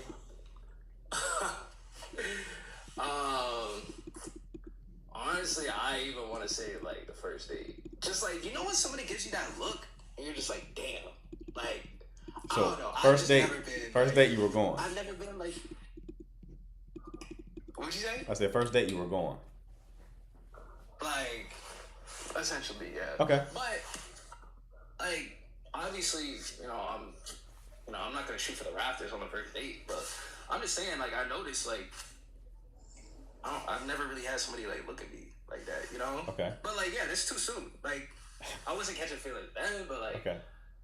After the last 2, I'm like, damn. So you really, she made a strong impression on you date 1, and then the preceding dates after that is when you started to develop a bit of feelings. Yes. Okay. So what do you like about her so much? Can you explain that? She's just very kind. Like she's just got a very like sweet presence and a good heart, and it matches my energy a lot. Okay. And I think that's huge. What has she done? Like, what has she done that gives you the impression that she's very kind and sweet? Just like the way, first of all, the way she texts, very like, I don't know, like hippity, whimsical. I like that, I think that's sweet. But, like the way that we talk to each other. So she's like a cutie patootie. Is she like a cutie patootie type, as they say? Yeah, for sure. Yeah, I like those. Sure, I like those too. Okay, here we go. I'm with you. Right. So okay, so like whimsical, So she's whimsical in how she texts you, and then what else do you like about her, like in person? Like what else? I just met her, but like she emulates my energy so well. Like I can be like completely myself, okay. Which is. So, like, especially on the first couple of dates with somebody, like, you kind of have your guard up a little bit. Right. Kind of saying, like, oh, like, I shouldn't say this, or, like, nah, none of that. Like, okay. I can be completely normal, weird. Like, I'm a goofy ass dude, like, as you can tell. But okay. I can just do that, like, with no regard. Okay. What's your dating experience like? Like, you're a guy with, like, a lot of options, or what's that looking like? I'm kind of new to the dating scene. Okay. I guess like I've been out of a relationship for like five-ish months, but that was like long distance. Okay. I've been on a couple of dates with different girls. Okay. It's been cool. Like I've been keeping it casual. I want to say. Okay. Keeping my eyes open. But, so you're confident in your dealings with women in general. Yeah. Okay. Like, that's no problem. Perfect. All right. So the first thing I would tell you is don't treat her any differently than you treated the other women. Yeah. You treat her any differently, right? Because I'm assuming you treated them well, but you kept it. I mean, yeah. Very, like I'm just a gentleman. Okay. Like, yeah. So stay there. Stay in that zone, but don't. Why is? Go ahead. Ask your question. Sorry. Like, but why does it have to be like that? Like, if I truly like somebody, why can't I just like be upfront and be like, like, hey, I like you, and like I want to see this going forward. Like, why do I gotta like? I hear you. Play it cool like that. I hear you. It's annoying. It's annoying. I also wish you could just do that. You can't though. You can't because you don't know if they're at the same place emotionally as you are. And it's not saying that you can't at all. It's just you can't this early because you don't know if she's there yet. And if she's not there yet, that's going to be felt as pressure. Got it. And she'll feel that as like pressure, like she has to be where you are, and then that could push her off, right? So, you now if she is at the same place, then it wouldn't be a problem, right? But it's like what we want to look for is signs that that's the case, right? We want to look for signs that she's at that place. And then when you see those signs that she's there, that's when you want to escalate and progress the connection, right? Right now it's a bit too early, and not doing it right now doesn't harm the connection. So think of it that from that perspective. If you're doing what you're doing right now, it's not harming the connection, and it increases the likelihood that you can progress to that place. If you just put all your cards on the table right now, you run the risk of actually destroying it. You see what I'm saying? So it's like it's not worth the gamble. So the better play is going to be continue treating her like. Have y'all escalated physically in any way, shape, or form? Have you been intimate? Oh yeah, we was macking. I mean, that's the thing. We haven't like had sex or anything. Okay. And like honestly, I'm thinking about waiting because like I don't want to like sabotage the connection. That's what I mean though. What you just said. That's what I mean. Don't treat her any differently than anyone else. That's what fucks guys up. They meet a woman who they really like. Now, I'm not telling you don't wait, right? Like if you want, it's the reason why you want to wait, right? Like if you told me, okay, I'm abstaining, wait, perfect. I encourage that, right? If you say that you're a celibate, 100%, wait, I'm with you. Do that for that reason. The reason that you're saying that you want to wait is the wrong reason. You're saying, I don't want to wait because I don't want to mess this up, right? That ain't necessarily going to mess it up. A lot of guys mess it up because they don't escalate with the woman at all, right? They don't try to, like, I've had clients, bro, where they try not to kiss the woman or anything like that because they're like, I don't want to mess things up.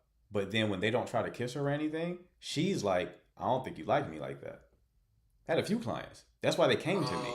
But they're like, oh, I didn't think you liked me like that because you never made a move. You just played everything so safe. So I just ended it because I didn't think you liked me. Right? The energy was too platonic because they were so concerned about messing it up. Don't listen to people in the chat because you're going to see a lot of women say different things because they're talking about them. They're thinking that they are all women. That's not the case. Some women sleep with you on the first night. Some women wait until marriage, right? Some women want 3 dates first. Some women sleep with some guys on the first night and the other guys, they don't. There's a lot of variability when it comes to people, okay? So anyone telling you it's always this one way, it's just not, don't pay no attention. They don't know what they're talking about. So you don't treat her any differently than you treated the other women. That is not harming you because that doesn't mean treat her poorly. That just means you're treating her appropriately based on the stage where y'all are at. Y'all have not been dating long, okay? So you treat her like someone you've not been dating long with, right? So you don't treat her any differently than any other woman, okay?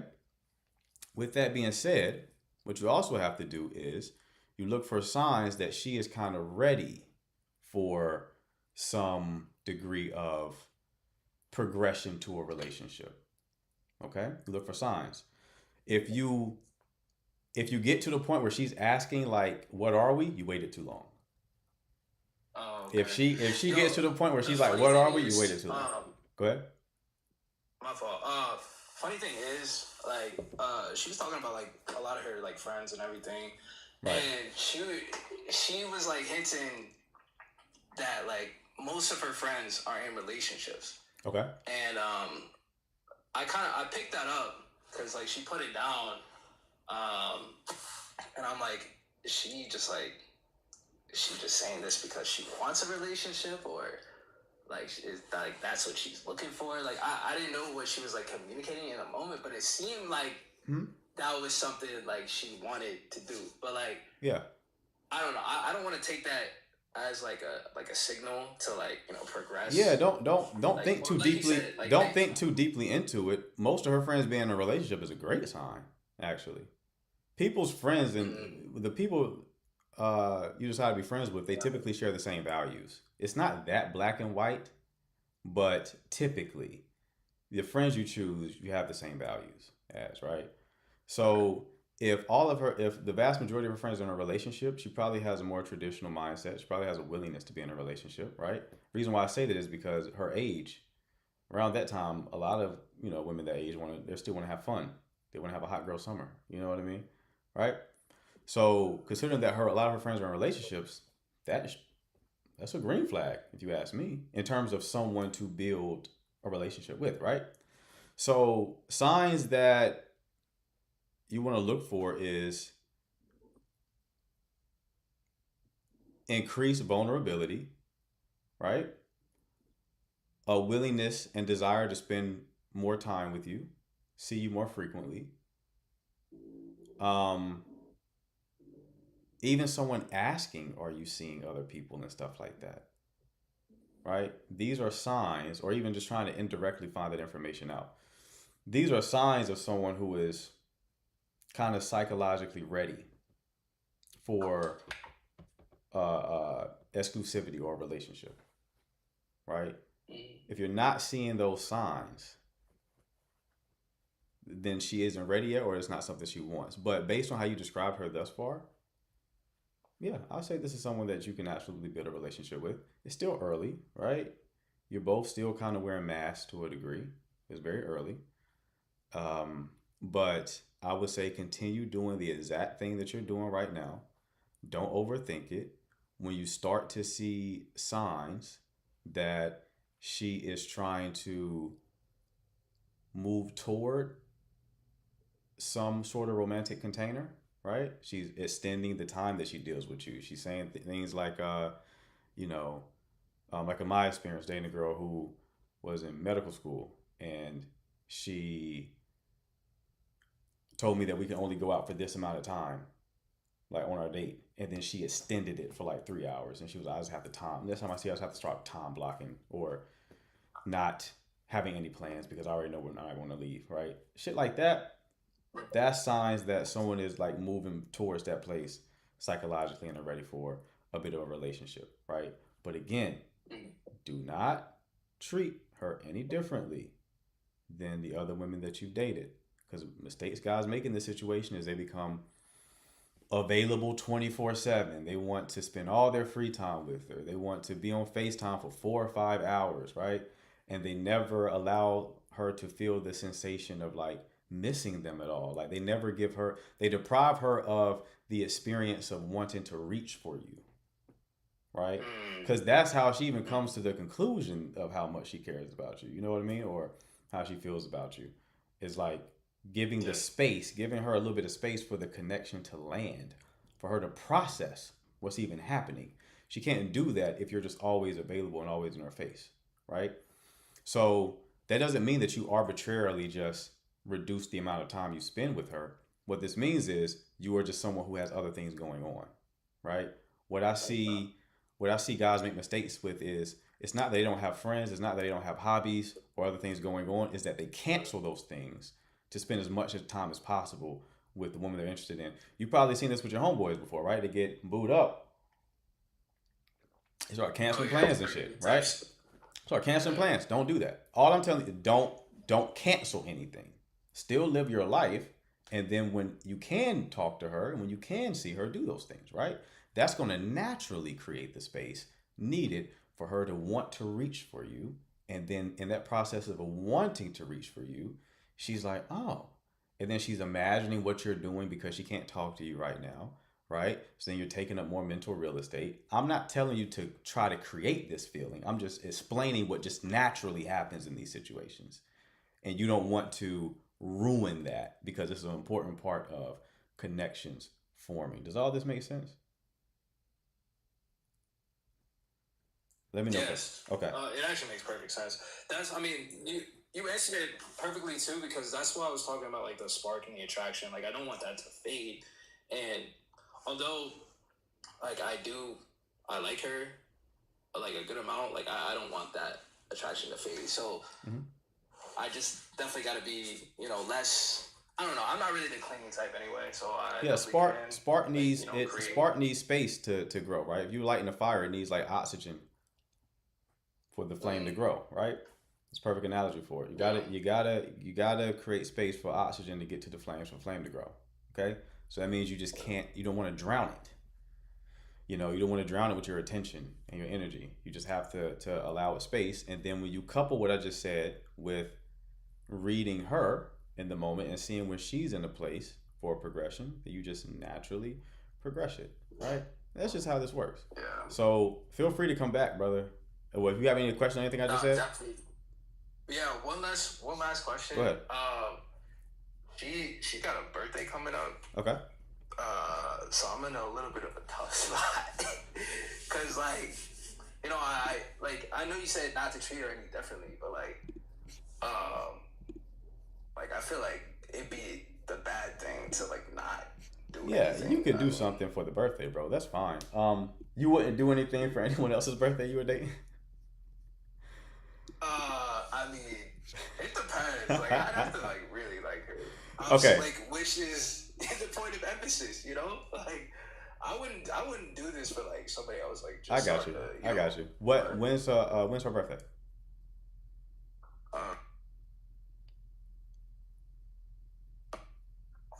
2 weeks. It's 2 weeks from now? Yeah. So in 2 weeks, y'all would have been dating for 3 weeks, right? Yeah, around there. Yeah. Okay. 3 weeks. What do you want to do? I mean, I want to do something. One of my friends is coming into town too.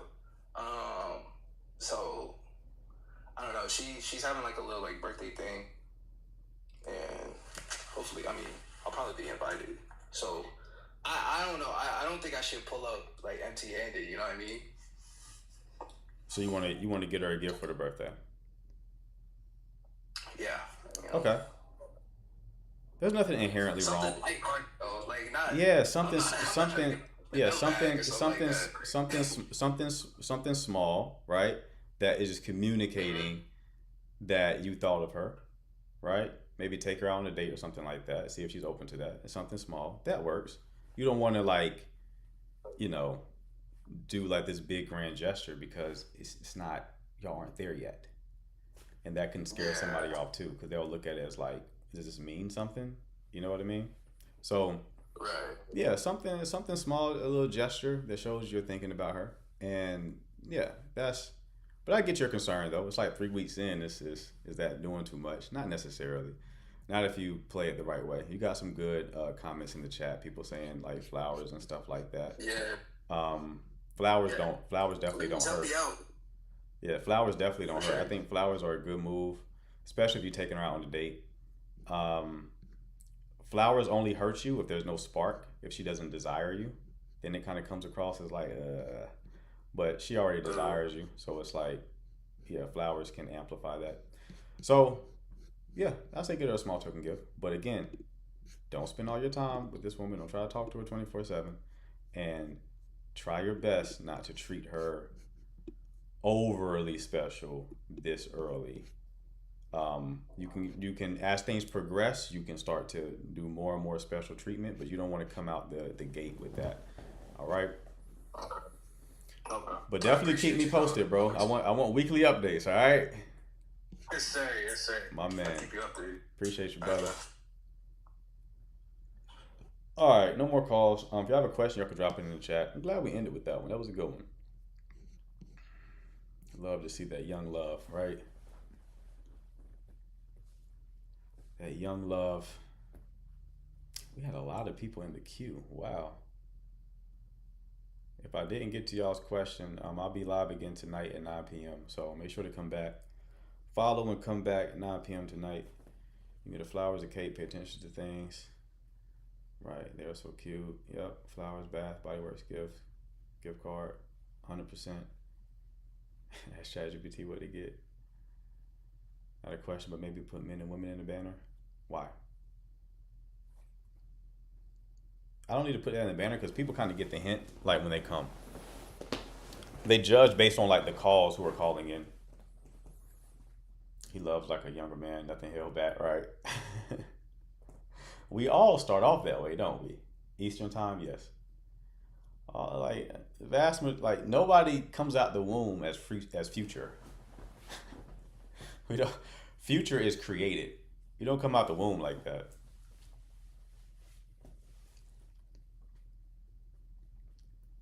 We have some bad experiences, and that's when Future is created. You just put them shades on, right? Once you put the shades on, I've seen men and women in the banner for other lives like these, and it's more balanced. I mean, it's balanced. It's really just been depending on who calls in. But I can test it out. I can test it out and see if that works. I will give you full credit for it. But when I first started this live, it was for men, and I put men dating and relationship in the banner, and it was just a bunch of women calling in. So that's why I was hesitant when you first said it. But I hope it works out for them, though. Not as many matchmaking coming up before. Yeah, the no matchmaking helps, because before we had a problem with a lot of people trying to call in for matchmaking. But I do hope it works out with Buddy. The biggest green flag about what did Shorty say? You don't have to give me crap. I'm adding bad in your comments. I don't think you're adding bad, love.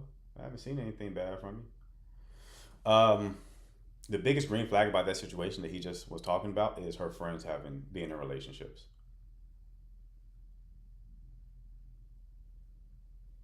You benefit from that monkey see, monkey do mechanism in the brain, right? So, y'all ever heard of, what's it called? Mimetic desire? Even if that term doesn't mean anything to you, you know what it is. Mimetic desire is, you got two kids in a room, right? There's like a toy car. One of the kids doesn't want the toy car, and another kid starts playing with the toy car, and that makes the kid who didn't want it previously want it. So we tend to desire what we see other people desiring, right? As you become more of yourself and more independent at thought and more differentiated, you stop becoming so subjected to that mechanism. But the average person only wants things based on what they see other people wanting, right? So you don't really want that car. You want that car because you saw that person want that car. You don't really want that person. You want that person because you saw the other person want that person. That's why as a man, if like you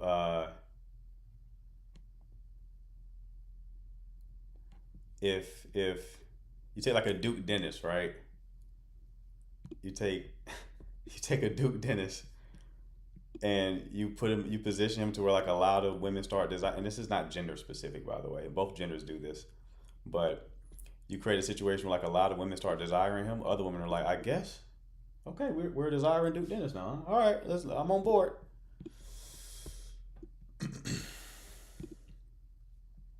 And then some who are more differentiated are like, I don't see it. You know what I mean? You'll see women like, I don't see it.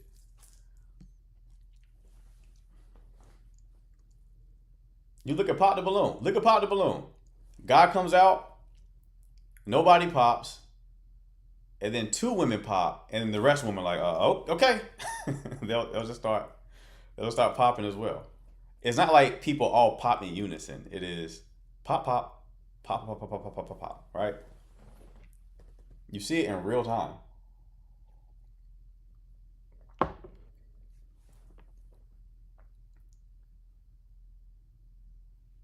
Groupthink, social proof, right? I'm gonna need y'all to hype me in the chat then. That's why I tell you guys to win. Don't try to win the woman, win the venue. Right? Don't try to win the woman, win the venue. So in her situation, her friends are in relationships, and considering that people who mean so much to her are partnered, it may have created the desire for her to also be partnered. And it's not guaranteed. Like, it's some chicken or egg argument, right? She could have intentionally made friends with people who value relationships because she also values relationships. So it could just be a value thing, right? But regardless, it's a green flag. What you don't want is all my friends are single. You can still make that work, but it's a lot harder. Because people's single friends want them to be single. They lose access to them when they enter relationships. I'm in her shoes, but I don't value relationship because my cycle is. Because my cycle is. What does that mean? Do you mean circle? I hope your cycle does not prevent you from a relationship. Are you just bleeding constantly? What's going on? You lightheaded?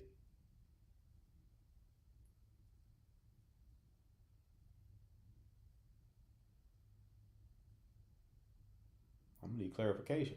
I don't like that. What you got going on?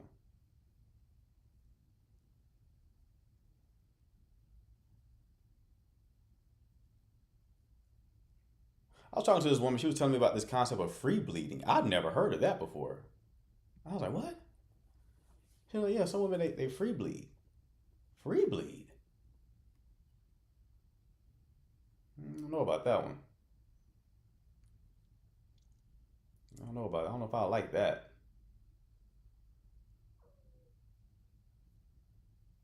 Free bleed only on. Okay.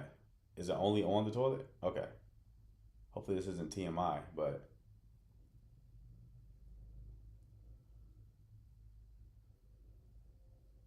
that's a little too all natural. Yeah.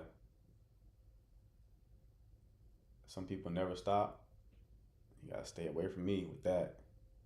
What do you mean? What do you mean? I'm not always on the phone. I know when sleep like that and walk around. Yeah, yeah. She was saying people sleep like that. And I was like, whoa. Do you have names? Because I would like to stay away from them, please.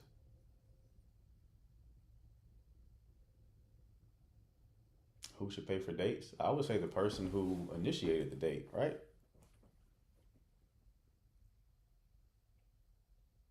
Why do I have problems staying with one woman?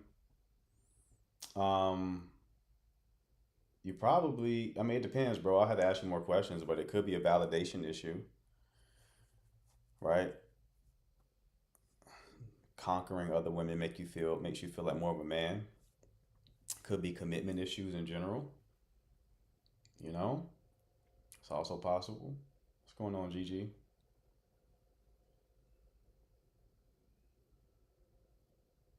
Why do men take 3 days to respond to texts? It's the wrong question, love. Why do the men you date take 3 days? That's not a man thing. I'm good, love. Hope you are. Missed you in the chat. Yeah, because when I don't take even a day to respond to texts, to be honest with you.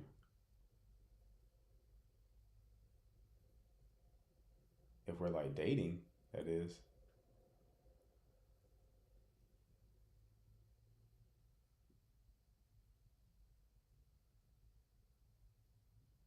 They're not interested, right?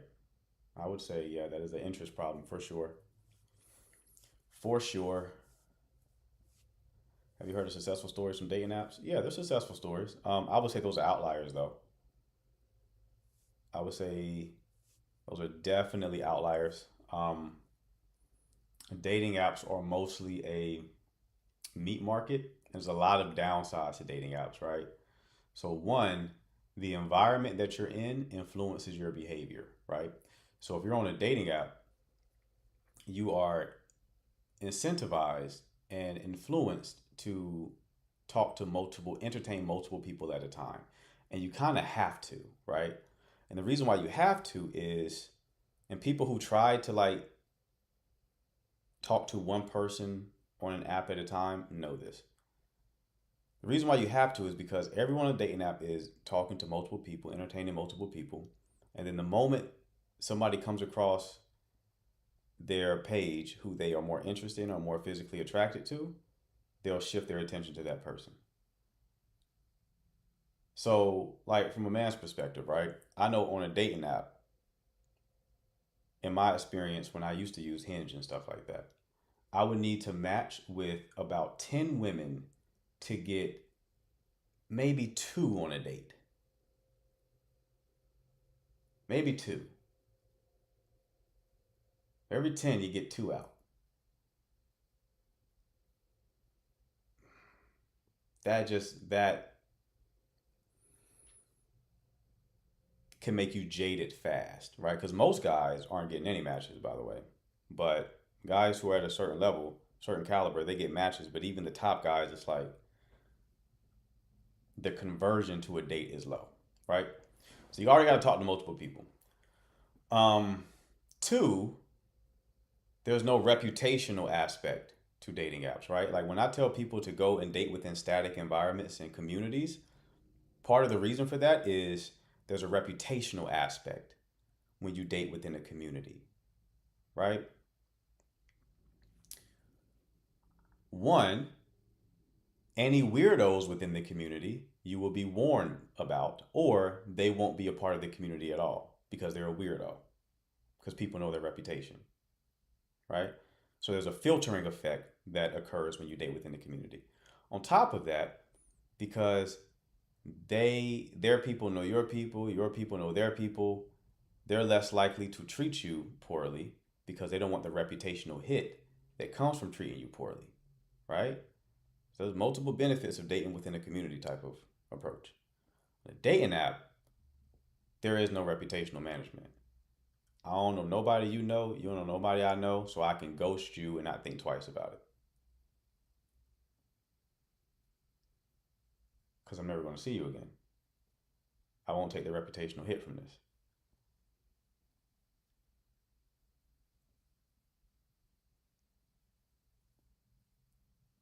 So there are a ton of reasons.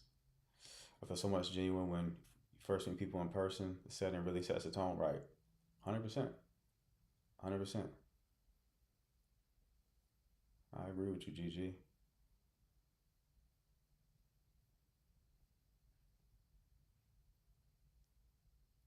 So like ultimately, like when I tell people to go to static environments, it requires more effort, right? It's more of a long-term game, but you make better decisions when you think long-term. You think long-term, make better decisions. Like people will come to me, even outside of a dating and relationship contest. You know, like one question I ask people that clarifies any problem that they have, they'll come to me with a problem and I say, okay. They're like, I don't know what to do. I was like, all right. Pretend you're 90 years old on your deathbed, right? You're talking to your 90-year-old self on your deathbed. What does that person tell you to do? What would they tell you to do? And that just clarifies the decision automatically. Because you're thinking on a longer timeline, right?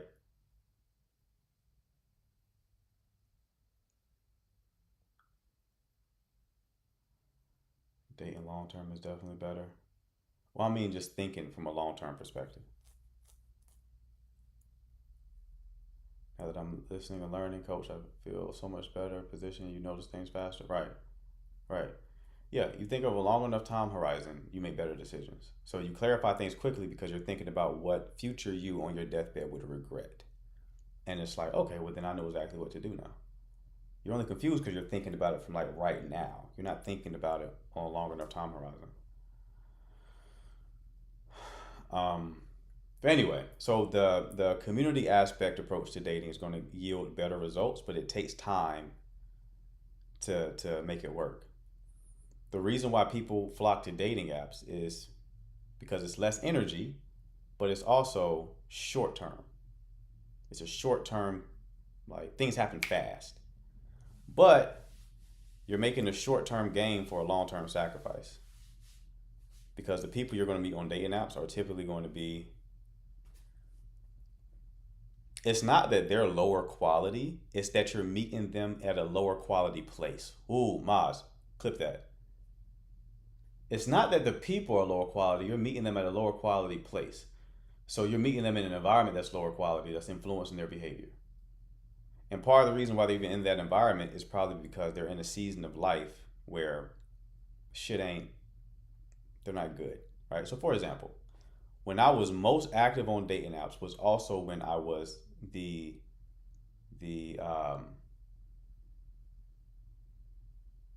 most emotionally unavailable, if that makes sense. Right, least available. That's when I was most active on dating apps, when I was the least available emotionally. Right? Not on them now. If you meet me now, emotionally available, I can be with you, right? You meet me then, I was fresh off a breakup. We were just trying to get some action. You feel me? So it's not about the quality of the people, it's about like what phase you're meeting them in. And they're more likely to get on a dating app when they're in that phase of life. I've never heard nobody articulate it like that. We definitely got to make some content around that. That's definitely content. Okay.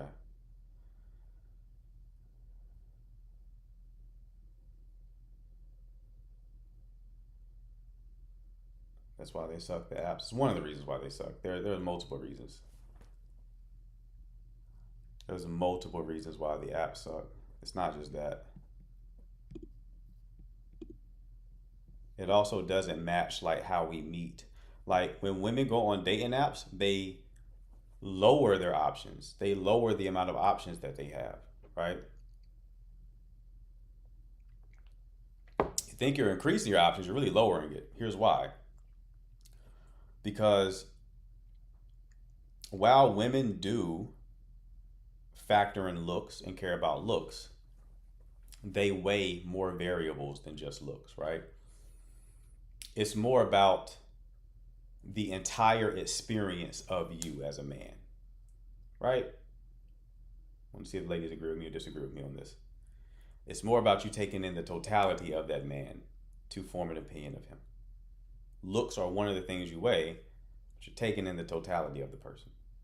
So you've been at a situation where you worked at a job or you went to school and there was a guy there who didn't catch your attention based on how he looked immediately. Like maybe he wasn't chopped, but he wasn't someone you were like really checking out, right?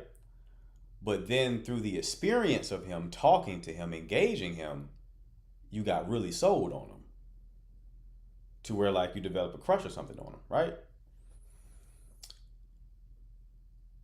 Dating apps take away all those other variables and it reduces people to their aesthetics. So you prevent yourself from taking in the totality of the man. And you are only engaging the people who meet a certain looks threshold, which means you reduce your options. In other words, you take that same guy who you had a crush on that you worked with, if you met him on a dating app, you would have never matched with him in the first place.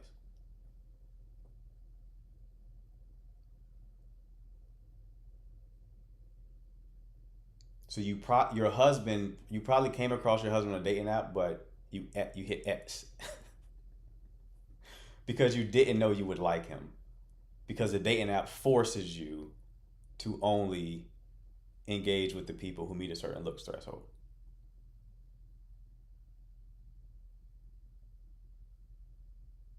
You see what I'm saying? They're not good. They're not good for society. They're not good for society at all.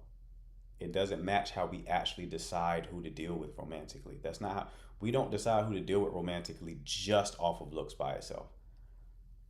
Looks are important, but it's not the only thing that is weighed in that decision.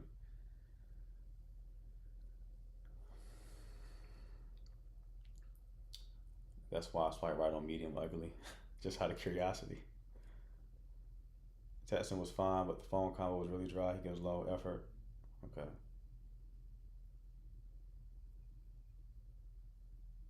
Okay. I mean, if the phone combo was dry, that's going to be more of a representation of his in-person energy. So yeah, you probably don't have any chemistry, love. What did you say, Sarah? You said then moving forward based on conversation. I didn't see your earlier comment.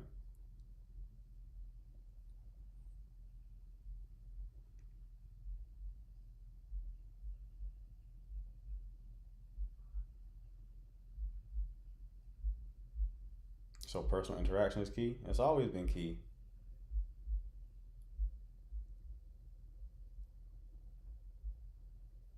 What if a guy has all masculine traits but talks feminine? What do you mean? What do you mean he talks feminine? What does that look like?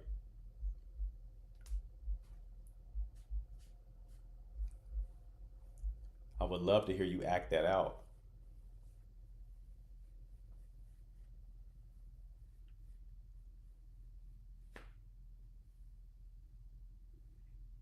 Sounds like an oxymoron, right?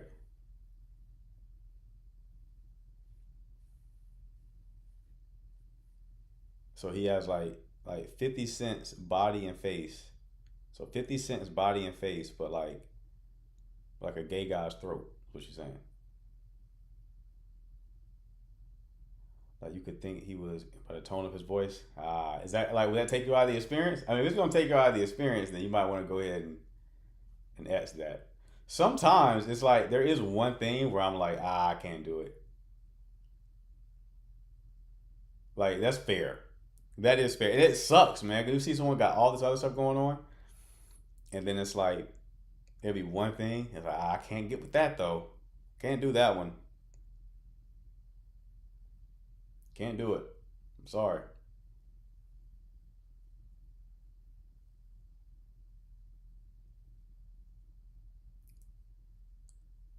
Match for the guy, but his voice is so high, more than mine. Oof, that's rough. That's rough. I'm trying to think of it like I know I've had that experience. I'm trying to think if there was like a woman I dated and it was like one thing. This don't really fit. But I told y'all about Shorty who had on the faja. She had on the body sculpting thing, and I thought she was a vigilante because things were getting hot and heavy, and I was getting handsy, and I was like, "What the fuck is this? Are you Batman?" Like she had something really tough under there, and I was like, "What is going on here?"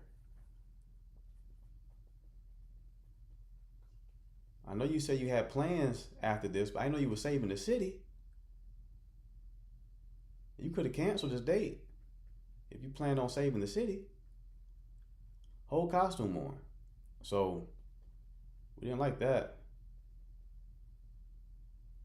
We did not like that. Real rough under there. I was expecting softness. She had quite the figure. I didn't expect roughness. I didn't expect that. So you a roughneck. Hmm?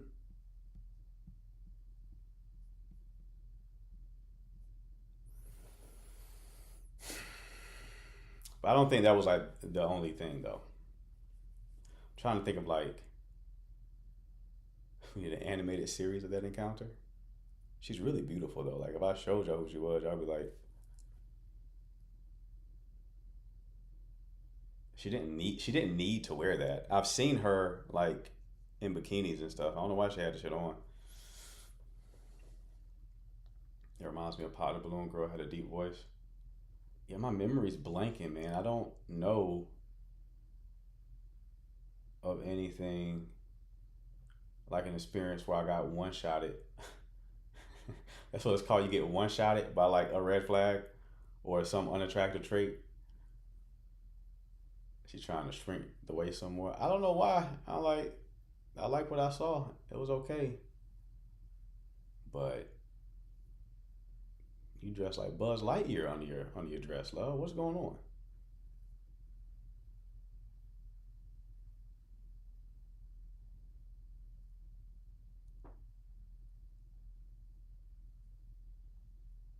Fellas, do y'all have like a body type that y'all prefer?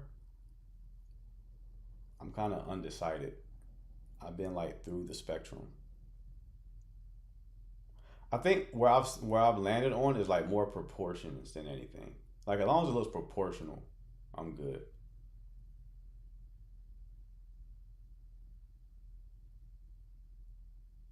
Is that really a reason not to talk to someone?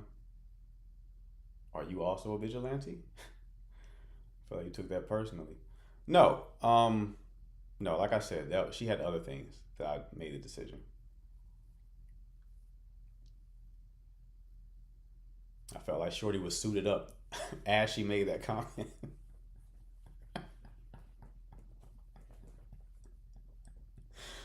Oh boy, hilarious.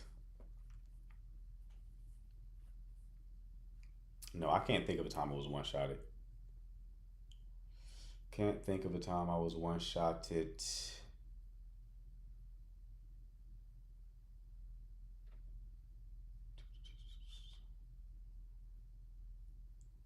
I don't have any more fellas in the chat. All my fellas leave. Probably so. Just me and the ladies. Oh no, CJ's here. Petite Mewtwo build is elite. That Mewtwo build is quite the one. The youngest and oldest you would date? Well, I'm 35, so 25 is probably the youngest. 25 is probably the youngest I would go. If you 24, your birthday is like next month, probably make something shape. But oldest,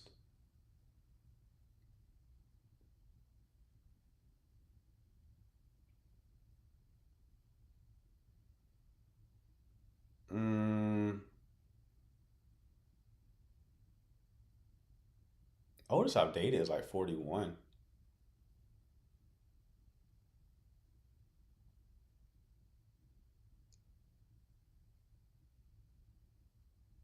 Yeah, probably 41.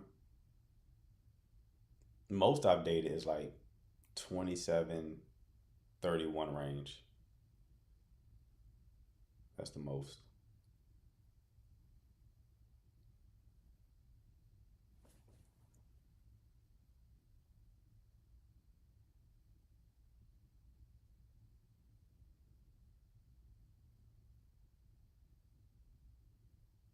You don't need no 25 or old. I'm assuming you meant you're old.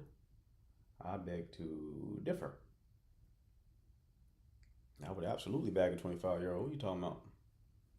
After watching Age of Attraction, I realized that older women are just as worse as older men. Right. Would pay to see your dating experience. You probably ruin game.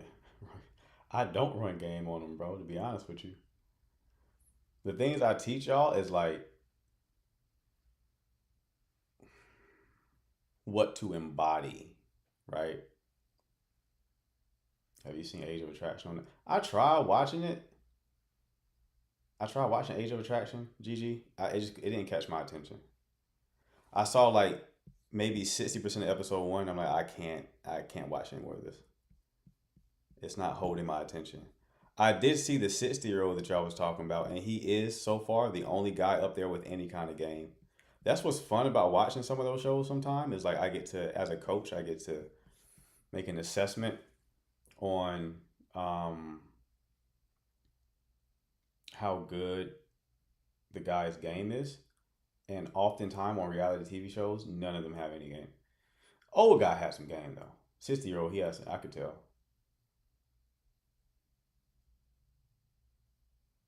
Yeah, he's a good looking dude. I see why y'all ladies like him. He's a good looking guy. He doesn't look his age. Well, he looks close to his age, but he looks really good for his age, right? So I get it. But you can also tell that he's very experienced.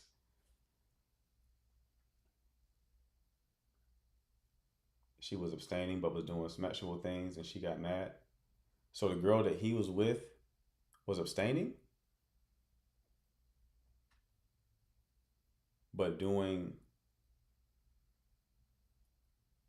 what sexual things was she doing?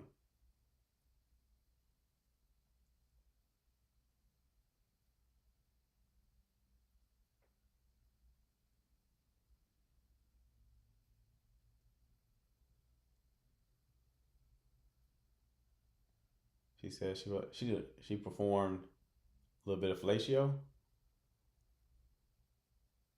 It's my kind of woman. There we go. Let's find a loophole, babe. Let's find a loophole. Let's figure it out. That's like that Catholic.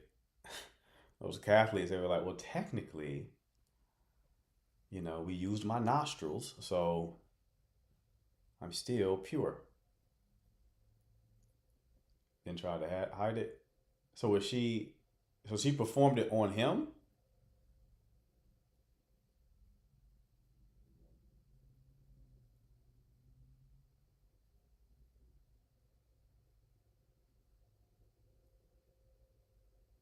Huh. Interesting. Oh wow.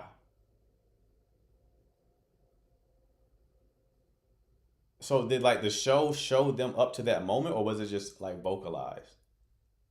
Because now it's weird. It's one thing if we have a dating show where it's like, oh, we're just playfully showing you these age gaps.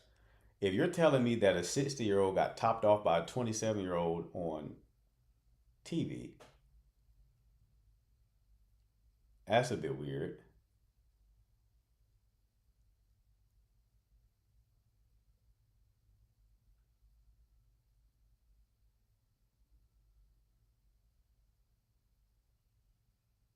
You can hear noises.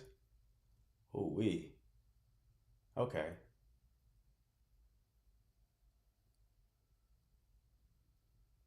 She tried to hide it when he wanted to have a combo since he. I'm confused though. What do you mean she performed it on him? So what was she trying to hide?